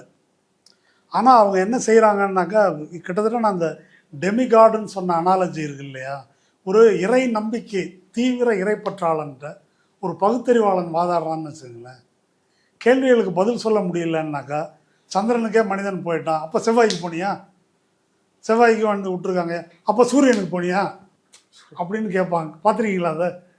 அது மாதிரி கண்டிஷனில் இப்போ இவங்க இருக்கிறாங்க. அதனால் இவர்களுக்கு நியாயம், இவ்வளோ உயிர் போயிருக்குது அல்லது நம்ம நடந்துக்கிட்டது சரியா, அதை பற்றிய எந்த கவலையோ அக்கறையோ இல்லாத வேறொரு நிலைக்கு போயிட்டாங்க இவங்க. இப்போது எப்படி விஜய்க்காகத்தான் இந்த பக்தர்களோ அதுபோல் விஜய்க்காகத்தான் தமிழ்நாடு. விஜயை முதல்வராகிறதுக்காக தான் நீங்களோ நானோ நம்மளாம் உயிரோடு இருக்கிறோம் அப்படின்றது தான் வந்து அவர்களுடைய பார்வை. ஆதவர்ஜனா மறுபடியும் எந்த கூட்டத்திலையும் திரும்ப திரும்ப தைரியம் இருந்தா கை வைங்க, நான் தலைவரை பார்த்துருவோம். தைரியம் இருந்தா கை வைங்கடா, முதல் வீட்டுக்குள்ள போயிடுங்க. ஒட்டு மொத்த காலேஜில் இருக்க இளைஞர்களும் உங்க வீடு தேடி வருவாங்க, ஞாபகம் வச்சுக்குவாங்க. தலைவர் கை வச்சுப்பாரு, வீட்டுக்கு முடிஞ்சா வந்துப்பாரு, எல்லா காலேஜ் ஸ்டூடெண்ட்டும் யாவும் அதை ஏவரானா அவங்க வீட்டில் இருப்பாங்க. இது அது சிரிப்பா இருக்குது ஒரு பக்கம். ஆனா அந்த ட்ரிகர் பண்ணிக்கிட்டே இருக்கிறாங்களோ யங்ஸ்டரை, காலேஜ் கல்லூரி மாணவர்களே 2 கிலோமீட்டர் என் வண்டி பின்னாடியே ஓடிட்டு வந்தாங்கன்னு சொல்றேன். 2 கிலோமீட்டரா இவங்க வேடிக்கை பார்த்தாங்களா அதை ஓடிட்டு வரதை? ஆமாம், அதை ரசிக்கிறாங்க அவங்க. கத்திக்கு பதிலாக வந்து செல்ஃபோன் எடுத்துகிட்டு வராங்கன்றது அது சொல்கிறது பார்த்தீங்கல்ல, கையில் கத்திக்கு பதிலாக செல்ஃபோன் எடுத்துகிட்டு வந்தாங்க. அதாவது இந்த மனிதருடைய குணாதிசயத்தை பாருங்கள். இதை பேசுனாக்க இதை வச்சு இவர் ஒரு கலகத்தை தூண்ட முயற்சிக்கிறார், வன்முறையை தூண்ட முயற்சிக்கிறார்னு சொல்லலாம். நான் என்ன ட்வீட் போட்டேன், துப்பாக்கி எடுத்துகிட்டு வர சொன்னேன் நான் அப்படின்னா ஒரு 2 நிமிஷம் முன்னால் அதில் பேசுகிறாரு. கோர்ட்டில் என்ன சொல்கிறாரு, இதை பற்றி ஏற்கனவே பேசியிருக்கிறோம். இந்த அவர் மேலே இந்த ட்வீட்டுக்காக போடப்பட்ட வழக்கை குவாஷ் பண்ணணும்னு போட்ட பெட்டிஷனில், ஐயா நான் ஒரு டம்மி பீஸு, நான் சொன்னதெல்லாம் போய் சீரியஸாக எடுத்துக்கிறீங்களே, அவ்வளோ உறுதி கொண்ட நான் ஒரு இத்து போனவன், இப்படியே இருக்குது அது. நான் படித்து காமிச்சு, நான் ஒரு இத்து போனவன், ஒரு அறிவு இல்லாதவன், ஒரு அறிவுள்ள மனத்திடம் உள்ள ஒரு ஆள் வந்து எழுதுனான்னா அதுக்கு நீங்கள் கேஸ் போட்டால் ஒரு நியாயம். என்ன மாதிரி ஆள்லாம் போட்டதுக்கு வந்து ஒரு போய் கேஸ் போடுறீங்களே அப்படின்னு பெட்டிஷனில் போட்டுருக்கிறாரு. இதை படித்து காட்டி அசிங்கப்படுத்தி பேசியிருக்கு. இல்லை, இப்போ விஜய் படிச்சார்ல சுப்ரீம் கோர்ட் ஆர்டர், அதே மாரி ஆதவர்ஜனா போட்ட பெட்டிஷனையும் படிச்சிருக்கிறோம். படிச்சிருந்தா. ஆமாம், அங்கே படிச்சிருந்தா நல்லா இருந்திருக்கும். அது ஒன்று. இப்போ அபிஷேக் மனு சிங்கி வந்து ஆதவர்ஜனா நடுராத்திரி தானங்க போட்டார். அதாவது யாருக்கும் தெரியாமல் புரட்சிக்கு அறைகூவல் எடுத்தார். யாரும் பார்க்கல, அதுக்கு அறைகூவல் எடுக்கு. இப்போ நான் என்ன கேட்குறேன், ஒரு கேவலம் இந்த ஒரு கேஸு போனால் 2 நாளில் பெயிலில் வர போகிறேன். இதுக்கு பயந்துக்கிட்டு தொடநடுங்கி அபிஷேக் மனு சிங்கியை வந்து கூப்பிட்டு வரதுன்னா அது கோடிக்கணக்கில் செலவாகும், அப் அண்ட் டவுனும் அவருக்கு ஃபீஸும். அதுக்கு அபிஷேக் மனு சிங்கியை ஹைகோர்ட்டுக்கு கூப்பிட்டு வரையே நீ எப்பேற்பட்ட பயந்தாங்குள்ளி, இவ்வளவு அப்பட்டமான ஒரு கோழை தொடநடுங்கி இங்கே உட்காந்துக்கிட்டு புரட்சி வரும், வெங்காயம் வரும். யாரு ரவுடி 6 மாசத்துல பாரு நான். ஆமாம், அதுதான் சொல்ல வரேன்னு. இப்போ இந்த நபருக்கு மாமனார் சொத்தை மட்டும் உருவிட்டாக்கா 5 பைசாவுக்கு பிரயோஜனம் இல்லை. அந்த காசு கையில் இருக்குது, அந்த காசை வச்சுக்கிட்டு தான் இந்த மாதிரி சீனை போடுறது அப்படின்றது இந்த ஆள் பண்ணிட்டு இருக்கிறாரு. கட்சியிலே அதுக்கு ஸ்பேஸ் அவருக்கு அதனால தான் கிடைக்குதா? இருக்கும். வேற என்ன தகுதி இருக்கு? ஏங்க, ஒரு தமிழ் வாக்கியத்தை ஒழுங்காக பேச சொல்லுங்க. அவரை மட்டும் இல்லை, புஷி ஆனந்த், விஜய் ஒரு வரி இலக்கண பிழை இல்லாமல் பேசுகிறாங்க. அப்புறமா பேசுவோம். கேவலமாக இருக்குது. இது ஒரு கட்சி. அந்த கூட்டத்தை அந்த மேடையில் உட்காந்துருக்காங்களே தலைவர்கள்னு, விஜய் விட்டுருங்க, ஆதவர்ஜனா திருட்டு lottery, okay, Bussy Anand black மார்க்கெட்டில் டிக்கெட் விற்றவர். அது என்னன்னு புரியுதுல்ல உங்களுக்கு? ரசிகர் மன்றம் வழியாக ஃபஸ்ட் டே ஃபஸ்ட் ஷோ 2000 ரூபா டிக்கெட்டு ஏற்றி அது பூரா தலைவருக்கு போகிற காசு தானே. அவரை பற்றி நம்மளை விட உங்களை விட விஜயோட அப்பாவே வந்து புஷி ஆனந்த் பற்றி நல்ல சர்டிஃபிகேட் கொடுத்துருக்காரு. அதனால அது அந்த ஆள். அப்புறம் அந்த ஒரு நிர்மல்குமார், அவர் பிஜேபி ஐடி விங்கில் இருந்தவர். இதே திருக்காட்டுப்பள்ளி லாவண்யா கேஸில் பொய் பரப்புறது, அப்புறமா வேங்கவேல் மேட்டரில் தலித்துகளுக்கு எதிராக அவதூறு பிரச்சாரம் பண்ணது, அவங்க தான் மலத்தை கலந்தாங்கன்றதுக்கு வீடியோ அவர் தான் போட்டது, இந்த மாதிரி பிஜேபி சார்பாக பொய் பிரச்சாரம் பண்ணுறது அப்படின்றது தான் அவருடைய ஸ்பெஷாலிட்டி. அப்புறம் அதிமுக போனார், அங்கேருந்து இங்க வந்துட்டாரு. இங்கே வந்திருக்காரு. இவர் அந்த ஐஆர்எஸ் ஆஃபீஸரு அருண்ராஜ். ஆமாம், அவர் வந்து ஒரு ப்ரோ மோடி, ஒரு அண்ணாமலை மாதிரி ஒரு பாசிச பாஜக கொள்கை எதிரின்றாருங்க. அதெல்லாம் இப்போ சொல்லிக்கலாம். அண்ணாமலை கூட சொல்லுவார் இன்னும் கொஞ்சம் நாளில். ஓ, என்ன அது மாதிரி அவர் இந்த மாதிரி கேட்டகரிகள் இவங்க எல்லாம் சேர்ந்து தமிழ்நாட்டை நட்டமாக நிமித்த போகிறேன். விஜயை பற்றி சொல்ல வேண்டியதில்லை நம்ம, அவர் இப்படி வந்து சேர்ந்தார் அப்படின்றத. இதுதான் இந்த அலையன்ஸு. ஒரு பொதுவாக ஊடகவியலாளர்கள்னு சொல்கிறவங்கள யார் வேணால் அரசியலுக்கு வரலாங்க, யார் வேணால் கட்சி தொடங்கலாங்க அப்படின்னு பேசுகிறது நீங்கள் கேட்டிருப்பீங்க இல்லையா? ஆமா, அது ஒரு ஜனநாயகம். ஒரு வாய்ப்பு கொடுக்கலாம்ல. ஆமாம், எல்லாருக்கும் ஒரு வாய்ப்பு கொடுக்கலாம் இல்லை? இப்போ இன்றைக்கி காலையில் கூட எங்கள் வீட்டாண்ட வந்து இந்த மாதிரி ஐயப்பன் கோயிலுக்கு போகிறோம் அப்படின்னு ஒரு 10 பேர் வந்து நிற்கிறாங்க. நீ ஐயப்பன் கோயிலுக்கு போனால் அதுக்கு நான் என்ன பண்ணணும் அப்படின்றது என்னுடைய கேள்வி. சரி, ரைட்டு. நான் எனக்கு இறை நம்பிக்கை உண்டா இல்லையான்ற பிரச்சனை வேற இருந்தாலுமே கூட நீ நீங்க போறதுக்கு ஆமாம். இப்போ அப்படி எனக்கு தோணுது, மக்கள் வந்து சரி இப்போ இது மாதிரி சொல்கிறாங்க இல்லையா, சரி ஐயப்பன் கோயிலுக்கு போகணுன்றாரு, ஒரு 1000 ரூபா கொடுப்போன்னு கொடுப்பாங்களான்னு கேட்குறேன். மாட்டாங்க. ஆமாம், அது என்ன இப்போ நான் கேட்ட கேள்வி அவங்களே கேட்பாங்க. அது மாதிரி எனக்கு ஒரு வாய்ப்பு கொடுங்க. நீ யார், நீ என்ன பண்ணியிருக்கிற இது வரைக்கும்? இப்போ தான் சொன்னேன், இவங்க தொழில் தான். இவங்களுக்கு முதல்வர் ஆகிறதுக்கு எதுக்கு வாய்ப்பு கொடுக்கணும்? உன் மூஞ்சி எல்லாருக்கும் தெரியும்னா அது ஒரு தகுதியா? அது ஒரு தகுதியா?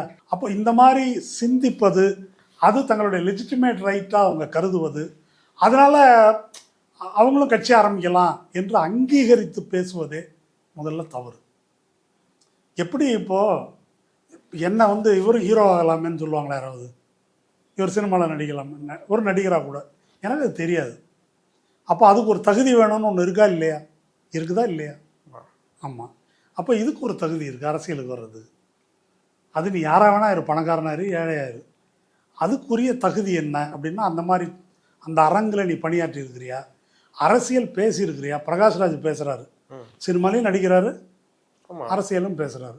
இப்போ கேரளாவில் நடிகைகள் இருக்காங்க, அது மாதிரி பேசக்கூடிய நடிகைகள் இருக்காங்க. ஹிந்தியில் அது மாதிரி சில நடிகைகள் நேராக வெளிப்படையாக அரசியல் பேசுகிறவங்க இருக்கிறாங்க.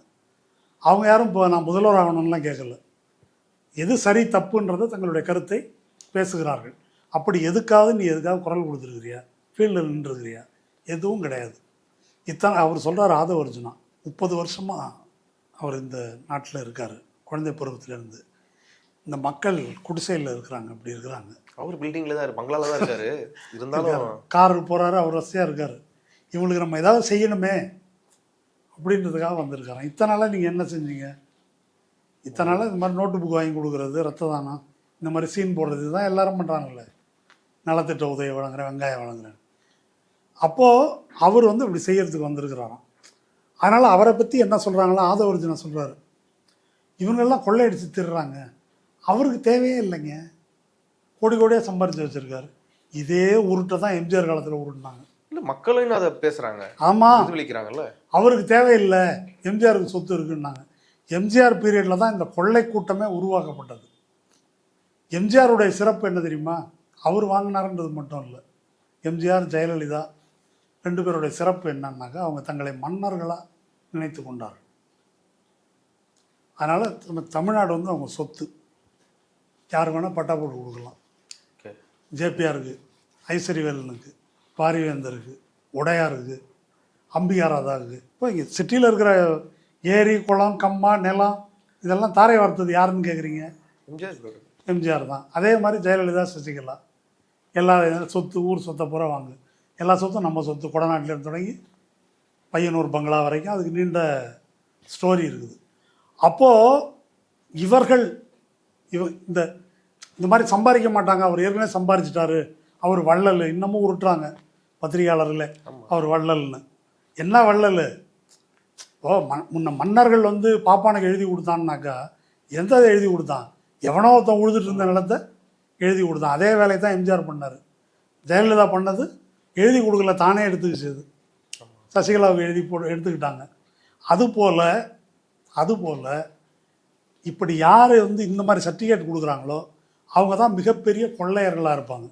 இதுக்கு சர்டிஃபிகேட் கொடுக்கறது யார்? அப்படின்னா திருட்டு லாட்ரி விற்கிறவர். இவருடைய தகுதி அது. திருட்டு லாட்ரி விற்கிறவர்னு சொல்ல முடியாது. இவரோட ஆமாம் ஆமாம், அவர் நேரடி குற்றத்தில் இந்த ஈடுபடுறாரு. ரிஸ்க் எடுத்து விற்றவர் வந்து அவர். அந்த இவர் அந்த ரிஸ்கெல்லாம் எடுக்கல இவர். அதனால் எனக்கும் மாமனாருக்கும் சம்மந்தம் இல்லைன்னு சொல்லுவார் இவர். இல்ல அவங்க ஃபேமிலியிலேருந்து சொல்லிட்டாங்க, இவர் பேசுற அரசியல் கருத்துக்கும் எங்க குடும்பத்துக்கும் சம்மந்தம் இல்லைன்னு. அவர் குடும்பத்தில் அது நல்ல பாயிண்ட் அது. ஆனால் அந்த சொத்துக்கும் இவருக்கு மட்டும் சம்மந்தம் இருக்குது. ஓகே, இருக்குதா இல்லையா? அதனால தான் ஒரு சொந்த வாரிசு மேல கோவம் வருது ஒரு வாரிசு அரசியல். ஆமாம், சொத்தை வேணான்னு சொல்லிட்டாரு அவர். இல்ல இல்ல, வேணான்னு சொல்ல வேணாம், அந்த சொத்தை பொது சொத்தை எழுதி வச்சிடலாமே. என்ன உழைச்சி சம்பாரிச்ச சொத்தா? நாட்டுல ஆமாம். அதனால் அவர் வந்து இவர் யோக்கியர், அதனால் இவர் பார்த்து இந்த மக்களுக்கு ஏதாவது செய்யணுன்றதுக்காக இவர் வந்திருக்கிறாராம். அப்படி இது வந்து இதை விட ஒரு இந்த சுயமரியாதை மண்ணில் இதை விட அருவருப்பான பேச்சு வேறு ஒன்றும் இல்லை. விஜய் வரும்போது பேசினார்ல, உச்சத்திலிருந்து இது மாதிரி ஒருத்தன் பேசுகிறத விட அயோக்கியத்தனம் கேவலம் வேறு ஏதாவது இருக்குதா? மக்களுக்கு தொண்டாற்ற வந்தேன் அப்படின்றத இப்படி யாராவது சொல்லி அது மாதிரி யாராவது பண்ணியிருக்கிறாங்களா? அந்த மேடையில் இது ரொம்ப முக்கியமான பாயிண்ட்டுங்க. இந்த பெரியார், அம்பேத்கர், காமராஜ், வேலுநாச்சியார், அப்புறம் அந்த அம்மா ஜலையம்மாள், இவங்க படம்லாம் வச்சுருக்குறாங்க.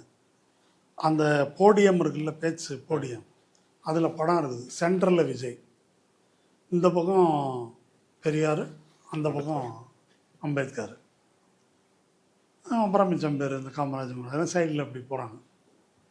இப்போ என்னோடய கேள்வி என்ன அப்படின்னு கேட்டால், இப்போ எம்ஜிஆர், ஜெயலலிதா இதெல்லாம் இது பண்ண போது முதல்ல அதிமுகலேருந்து கொஞ்சம் முணுமுணுத்தாங்க.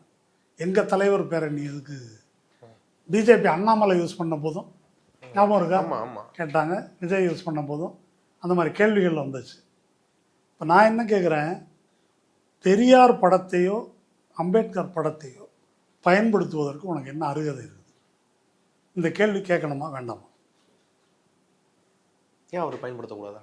அண்ணா படத்தையோ ஏன் என்ன அடிப்படையில் நீ பயன்படுத்துற? நீ யார்?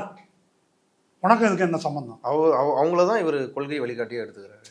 அந்த படத்தை போட்டுட்டு அதுக்கு நேர் எதிராக நீ செயல்பட்டு இருக்கிற, அதுக்கு நேர் எதிராக பிஜேபியின் கள்ள கூட்டாளியாக செயல்படுற. மாநில உரிமை, இந்த பிரச்சனை, இந்த கொள்கை எதுவும் உனக்கு கிடையாது. சுயமரியாதையே இல்லாத ஒரு அடிமைத்தனம். இப்போ நான் சொன்ன மாதிரி இந்த டெமிகார்டும் பக்தர்களும் அப்படி அரசியலை நடத்திட்டு பெரியார் எதுக்கு வச்சிருக்கிற? இன்னும் எல்லா மீடியாலையும் பேச ஆரம்பிச்சிட்டாங்க. இப்போ ஜோசியக்காரனை நம்பி தான் அவர் மொத்த கட்சியை நடத்துகிறார். இன்றைக்கி ஆதவர்ஜனா பேசுகிறாரு, 40வது நாள் இந்த பொதுக்குழு நடக்குது, 30 நாளில் மகாபலிபுரம்னாங்க, 16 நாள் கருமாதி, அதனால தான் நாங்கள் பேசாமல் இருந்தோம். இப்போ எல்லாமே ஜோசியக்காரனை கேட்டு தான் செய்கிறாங்க. இப்போ எனக்கு என்ன சந்தேகம்னாக்கா, 50 மீட்டர் முன்னால் நிப்பாட்ட சொல்லி நிப்பாட்டில் இல்லை, அதுவாக இருக்கட்டும், இல்லை 7:15 மணிக்கு வந்ததாக இருக்கட்டும், இது எல்லாமே ஜோசியக்காரன் குறித்து கொடுத்துருப்பான்னு எனக்கு இப்போ சந்தேகம் வருது. சிபிஐ வந்து ஜோசியக்காரனையும் விசாரிக்கணும். இவங்களெல்லாம் மட்டும் விசாரித்தா பத்தாது. யார் அந்த ஜோசியக்காரன் தெரியலையே, அது யாரோ ஜெயலலிதா அப்படி ஒரு ஜோசியக்காரர் இல்லை. இப்போ சிபிஐயோட முதல் டாஸ்க் அதுவாக இருக்கணும், யார் அந்த ஜோசியக்காரர் கண்டுபிடிக்கணும். அதை கண்டுபிடிச்சி, ஏன்னா அங்கேருந்து தான் தொடங்குது இது மொத்த திட்டமுமே. ஜோசியக்காரன்ட்டு இருந்தால் தொடங்கும். கொடி, அதில் உள்ள கலரு, யானை, ஜோசியக்காரன், பிரச்சார திட்ட வகுப்பாளர், ரெண்டுத்துக்கும் எதுனா வித்தியாசம் இருக்கா? ரெண்டும் பிரச்சார திட்ட வகுப்பாளருக்கும் ஜோசியக்காரருக்கும் எதுனா வித்தியாசம்? முதல்ல ஜோசியக்காரர், ஓ, அப்புறம்தான் மிச்சமெல்லாம் யோக வகுப்பாளர், அதெல்லாம் அது வழியாக தான் வருது. கொள்கை கூட ஜோசியக்காரரை கேட்டு தான் வச்சுக்கணும், அப்படி தான் இருக்கும். அதனால் இது நடந்தது விபத்தா அல்லது ஜோசியத்தின் விளைவா, இதெல்லாம் நம்ம சேர்த்து யோசிக்க வேண்டியிருக்குது. அப்போது அந்த மாதிரி இந்த மூட நம்பிக்கைகள் கொண்ட ஒரு நபர் அண்ணா படத்தை வச்சுக்கிறேன், பெரியார் படத்தை வச்சுக்கிறேன், அம்பேத்கர் படத்தை வச்சுக்கிறேன் அப்படின்னு சொன்னால், இது அண்ணாவுக்கும் பெரியாருக்கும் அம்பேத்கருக்கும் இணைக்கின்ற அவமானம். அம்பேத்கர் வந்து அனைத்து மக்கள் வாக்குரிமை, அதனுடைய முக்கியத்துவத்தை பற்றி அவ்வளோ எழுதியிருக்கார். தேர்தல் ஆணையத்தினுடைய சுயேட்சை தன்மை இருக்கு இல்லையா, அதை பற்றி வலியுறுத்தி எழுதியிருக்கிறார் இல்லையா? ஆமாம். இப்போது இது இதை எதை பற்றியும் கவலைப்படாத ஒரு கூட்டம் அவங்க படத்தை வச்சுக்கிட்டு இந்த மாதிரி செய்யுது அப்படின்னு சொன்னால், இப்போது பிஜேபிக்காரன் சினிமாவில் வந்து இறைவன் பெயரை படத்தை, ஏதாவது இந்து கடவுள் படத்தை பண்ண உடனே சண்டை வராங்களா இல்லையா? வராங்கல்ல. இல்லை பேர் வச்சா கூட ஏதோ ஒரு நடிகை, நம்ம இப்போ ஒரு அம்மா இருக்குதே, சீதையாக நடிச்ச மந்திரியாக இருந்துச்சு அந்த அம்மா, ஸ்மிருதி இரானி, அந்த அம்மா வந்து தூர்தர்ஷனில் சீதையாக நடித்து பிரபலமாயிடுச்சு. அப்புறமா ஒரு கவர்ச்சியாக நடிக்கிறதுக்கு ஒரு சான்ஸ் கிடச்சி அதுக்கு ஒப்பந்தத்தில் கையெழுத்து போட உடனே கடுமையான எதிர்ப்பு வந்துச்சு. சீதை எப்படி அதில் நடிக்கலான்னு உடனே அந்த மாதிரி அதை வந்து ரத்து பண்ணிடுச்சுன்னு வச்சுங்க. அந்த மாதிரி பல கூத்துகள் இப்போ வரைக்கும் நடக்குது. ஆலியா பட் நடக்குது. அப்படி அவங்கெல்லாம் அந்த கூத்து அடிக்கும்போது இந்த கொள்கைக்கு எந்த விதத்திலுமே தொடர்பு இல்லாத திருட்டு லாட்டரி விற்கிறவனோ பிளாக்ல டிக்கெட் விற்கிறவனோ இந்த மாதிரி அடிமைகள் போல் ஒரு கொத்தடிமைகள் கூட்டத்தை உருவாக்குற ஒரு தலைவனோ பெரியாரையும் அம்பேத்கரையும் அண்ணாவையும் பயன்படுத்துவதை எப்படி நீங்கள் அனுமதிக்கலாம் என்ற கேள்வியை எழுப்பினாங்க. அங்கே காமராஜர் தோக்கடிச்சவனுங்கன்னு சொல்லி பேசுகிறாங்க. தோக்கடிச்சவன் யாரு? அண்ணா. ஆனால் அண்ணா வந்து கொள்கை தலைவர். ஆமாம், அண்ணா இருந்தவருக்கும் கட்சி நல்ல கட்சி. அண்ணா இருக்கும்போது தான் அது நடந்துக்குது. எதை பற்றியும் யாருக்கும் ஒன்றும் தெரியாது. எதை சொன்னாலும் கை தட்டுறாங்க. இது நீங்கள் என்ன பண்ணுவீங்க? அதான் இந்த கூட்டத்துக்கு எந்த லாஜிக்கும் கிடையாது. அப்போ இது மாதிரி பேசிக்கிட்டு எல்லார் படத்தையும் வச்சுருக்குறாங்களே. நான் என்ன சொல்ல வரேன், வேலு நாச்சியார், அஞ்சலை அம்மாள் இதெல்லாம் கிளைம் பண்ணுறதுக்கு ஆள் கிடையாது. மிச்சம் 3 படத்தையும் கிளைம் பண்ணுறதுக்கு ஆள் இருக்குதே, அவங்க அதை பேச வேண்டும். இவர்கள் இந்த மாதிரி இந்த தலைவர்கள் படத்தை பயன்படுத்துவது சில அதிபுத்திசாலிகள் பரவாயில்ல, லட்சக்கணக்கான இளைஞர்கள் தான் அம்பேத்கரையும் பெரியாரையும் கொண்டு சேர்க்கிறார். ஆமாம், பிஜேபி கூட அம்பேத்கர் படம் வச்சுருக்காங்க, பாராட்ட வேண்டியதானே. பிஜேபி அம்பேத்கர் படத்தை வைத்திருப்பதற்கும் விஜய் பெரியார் அம்பேத்கர் படத்தை வச்சுக்கிறதுக்கு என்ன வேறுபாடு? ஒரு வேறுபாடும் கிடையாது. இதை நாம் வந்து புரிந்து கொள்ளணும், இதை வந்து பேசணும், இதில் தயக்கம் காட்டக்கூடாது. இந்த தேர்தலில் அவர்கள் எந்த கூட்டணியில் இருக்கிறார்கள் அல்லது வெளியேறுகிறார்கள், அது இந்த தேர்தல் சம்பந்தப்பட்ட விஷயம். அதோடு இந்த பிரச்சனை முடியறதில்லை. இப்போ தமிழ்நாட்டின் ஒரு குறிப்பிட்ட அளவு பகுதி தற்கொலை நாடாக இருக்கிறது. ஒரு அரசியல் கலாச்சாரத்தையே மாற்றுறதா இருக்குது. அதுதான் ரொம்ப சீரியஸான பிரச்சனை. அதை இவர்களுக்கு எப்படி புரிய வைப்பது என்பது நம்முடைய மிக முக்கியமான கடமை. புரிய வைக்கணுன்றதுக்காக தாஜா பண்ணுற மாதிரிலாம் பேச வேண்டிய அவசியம் இல்லை. பெரியார் அப்படி பேசினாரா? அப்படி பேசலை. அப்படி பேசியிருந்தால் அந்த நாடு விளங்கியிருக்காது. அவர் வந்து இடித்துரைப்பது தான் வாழ்நாள் பூரா செய்தார். அதுபோல் நம்ம கடுமையாக பேச வேண்டியிருக்கு. உங்களுக்கு அறிவு இல்லைன்னு தான் பேசணும். உங்களுக்கு அறிவு இல்லை, உங்களை அறிவில்லாதவனா ஆக்குறான், முட்டாளாக ஆக்குறான். நான் தற்கொலை தான் அப்படின்னு ஒத்துட்டு போயிட்டா, அப்படி ஒத்துக்கிட்டு போகிறவங்களுக்கு என்ன சொல்கிறீங்க? இல்லை, அதை ஒத்துக்கிட்டான். அதனுடைய விளைவை வந்து அனுபவிக்கும் போது அவங்க புரிஞ்சுக்குவாங்க. இப்போ ஹரியானாலேருந்து ஜென்சிக்கு ஒரு அறைகூவல் விடுக்கிறார் அவர். ஆமாம், என்ன அறைகூவல்? இந்த மாதிரி சர்க்காரையே திருடுறானுங்க, வாக்க திருடுறானுங்க, அது ஏன் பிரச்சனை இல்லைப்பா, உங்கள் பிரச்சனை, நான் தெரியப்படுத்திட்டேன். எதிர்காலத்தின் பிரச்சனை, எதிர்கால இந்தியாவின் பிரச்சனை, இளம் தலைமுறையின் பிரச்சனை, ஜென்சிக்கு நான் அறைகூவல் விடுகிறேன் அப்படின்னு சொல்கிறாரு. அதில் ஒரு வழிகாட்டு தான் கொடுக்குறாரு கூடுதலாக, அதை எப்படி செய்யணும்னு அதை சொல்கிறாரு. அமைதி வழியில் போராட்டம் அப்படின்னு சொல்கிறாரு. இங்கே ஆதவர்ஜுனா ஜென்சிக்கு என்ன சொல்கிறாரு? பனையூருக்கு வான்றாரு. எதுக்கு? இவர் முதல்வர் ஆகிறதுக்கு. அப்போது இந்த ஜென்சி அப்படின்றதுல எண்ணற்ற உழைக்கும் மக்கள் இருக்காங்க. அதில் மேட்டுக்குடி வர்க்க ஜென்சி நெப்போ கிட், இவர் தான் நெப்போ கிட். யார்? விஜய். ஆதவர்ஜுனா விஜய் இல்லையா? அப்போ விஜய் மட்டும் இல்லையா, எஸ்.ஏ. சந்திரசேகருக்கு நெப்போ கிட் தான் அவர். இதெல்லாம் தான். அப்போது இப்போ இந்த முன்னால் வந்து ஸ்விக்கி, ஜொமேட்டோ இதில் வண்டி ஓட்டக்கூடியவர்கள், சாதாரண வேலை செய்கிறவங்க, ஆட்டோ ஓட்டுறவங்க அல்லது படிக்கின்ற மாணவர்கள், இப்படி சாதாரண எளிய மக்களை இவங்களுடைய வேட்டைக்கு வந்து இவங்க வந்து அறைகூவல் விடுக்கிறாங்க. இப்போ ராகுல் காந்தி கொடுக்குற கால் ஜென்சி கொடுக்குற காலுக்கும் இவங்க ஜென்சிக்கு கொடுக்குற காலுக்கும் உள்ள வேறுபாட்டை பாருங்கள். இந்த தமிழ்நாட்டின் இளம் தலைமுறையை நாசமாக்குவதற்கு, அடிமுட்டாளாக்குவதற்கு அறைகூவல் விடுக்கிறார்கள். அதை வந்து நம்ம அவர்களுக்கு புரிய வைக்க வேண்டும். அதை ரொம்ப சீரியஸாக பேசணும் என்பது தான் இந்த சிறப்பு பொதுக்குழு இருக்குல்ல, அதில் இருந்து இன்னொரு முறை நாம் தெரிந்து கொள்வது. பொறுத்து வந்து பார்ப்போம், இது எவ்வளோ நேரம் கழிச்சு இல்லை எவ்வளோ நாட்கள் கழிச்சு அந்த பெரிய கூட்டத்துக்கு வந்து புரியுது. ஏன்னா அவங்கள விமர்சனம் பண்ணால் என்ன இருந்தாலும் அவங்க மீது ஒரு அக்கறை இருக்குது. வருங்கால ஜென்சி பொறுத்து இருக்க முடியாது, தொடர்ந்து பேசணும் அப்படின்றது தான் என்னுடைய தேவை. ஓகே, இவ்வளோ நேரம் கொடுத்து உங்கள் கருத்துக்களை பதிவு பண்ணதுக்கு ரொம்ப நன்றி. நன்றி.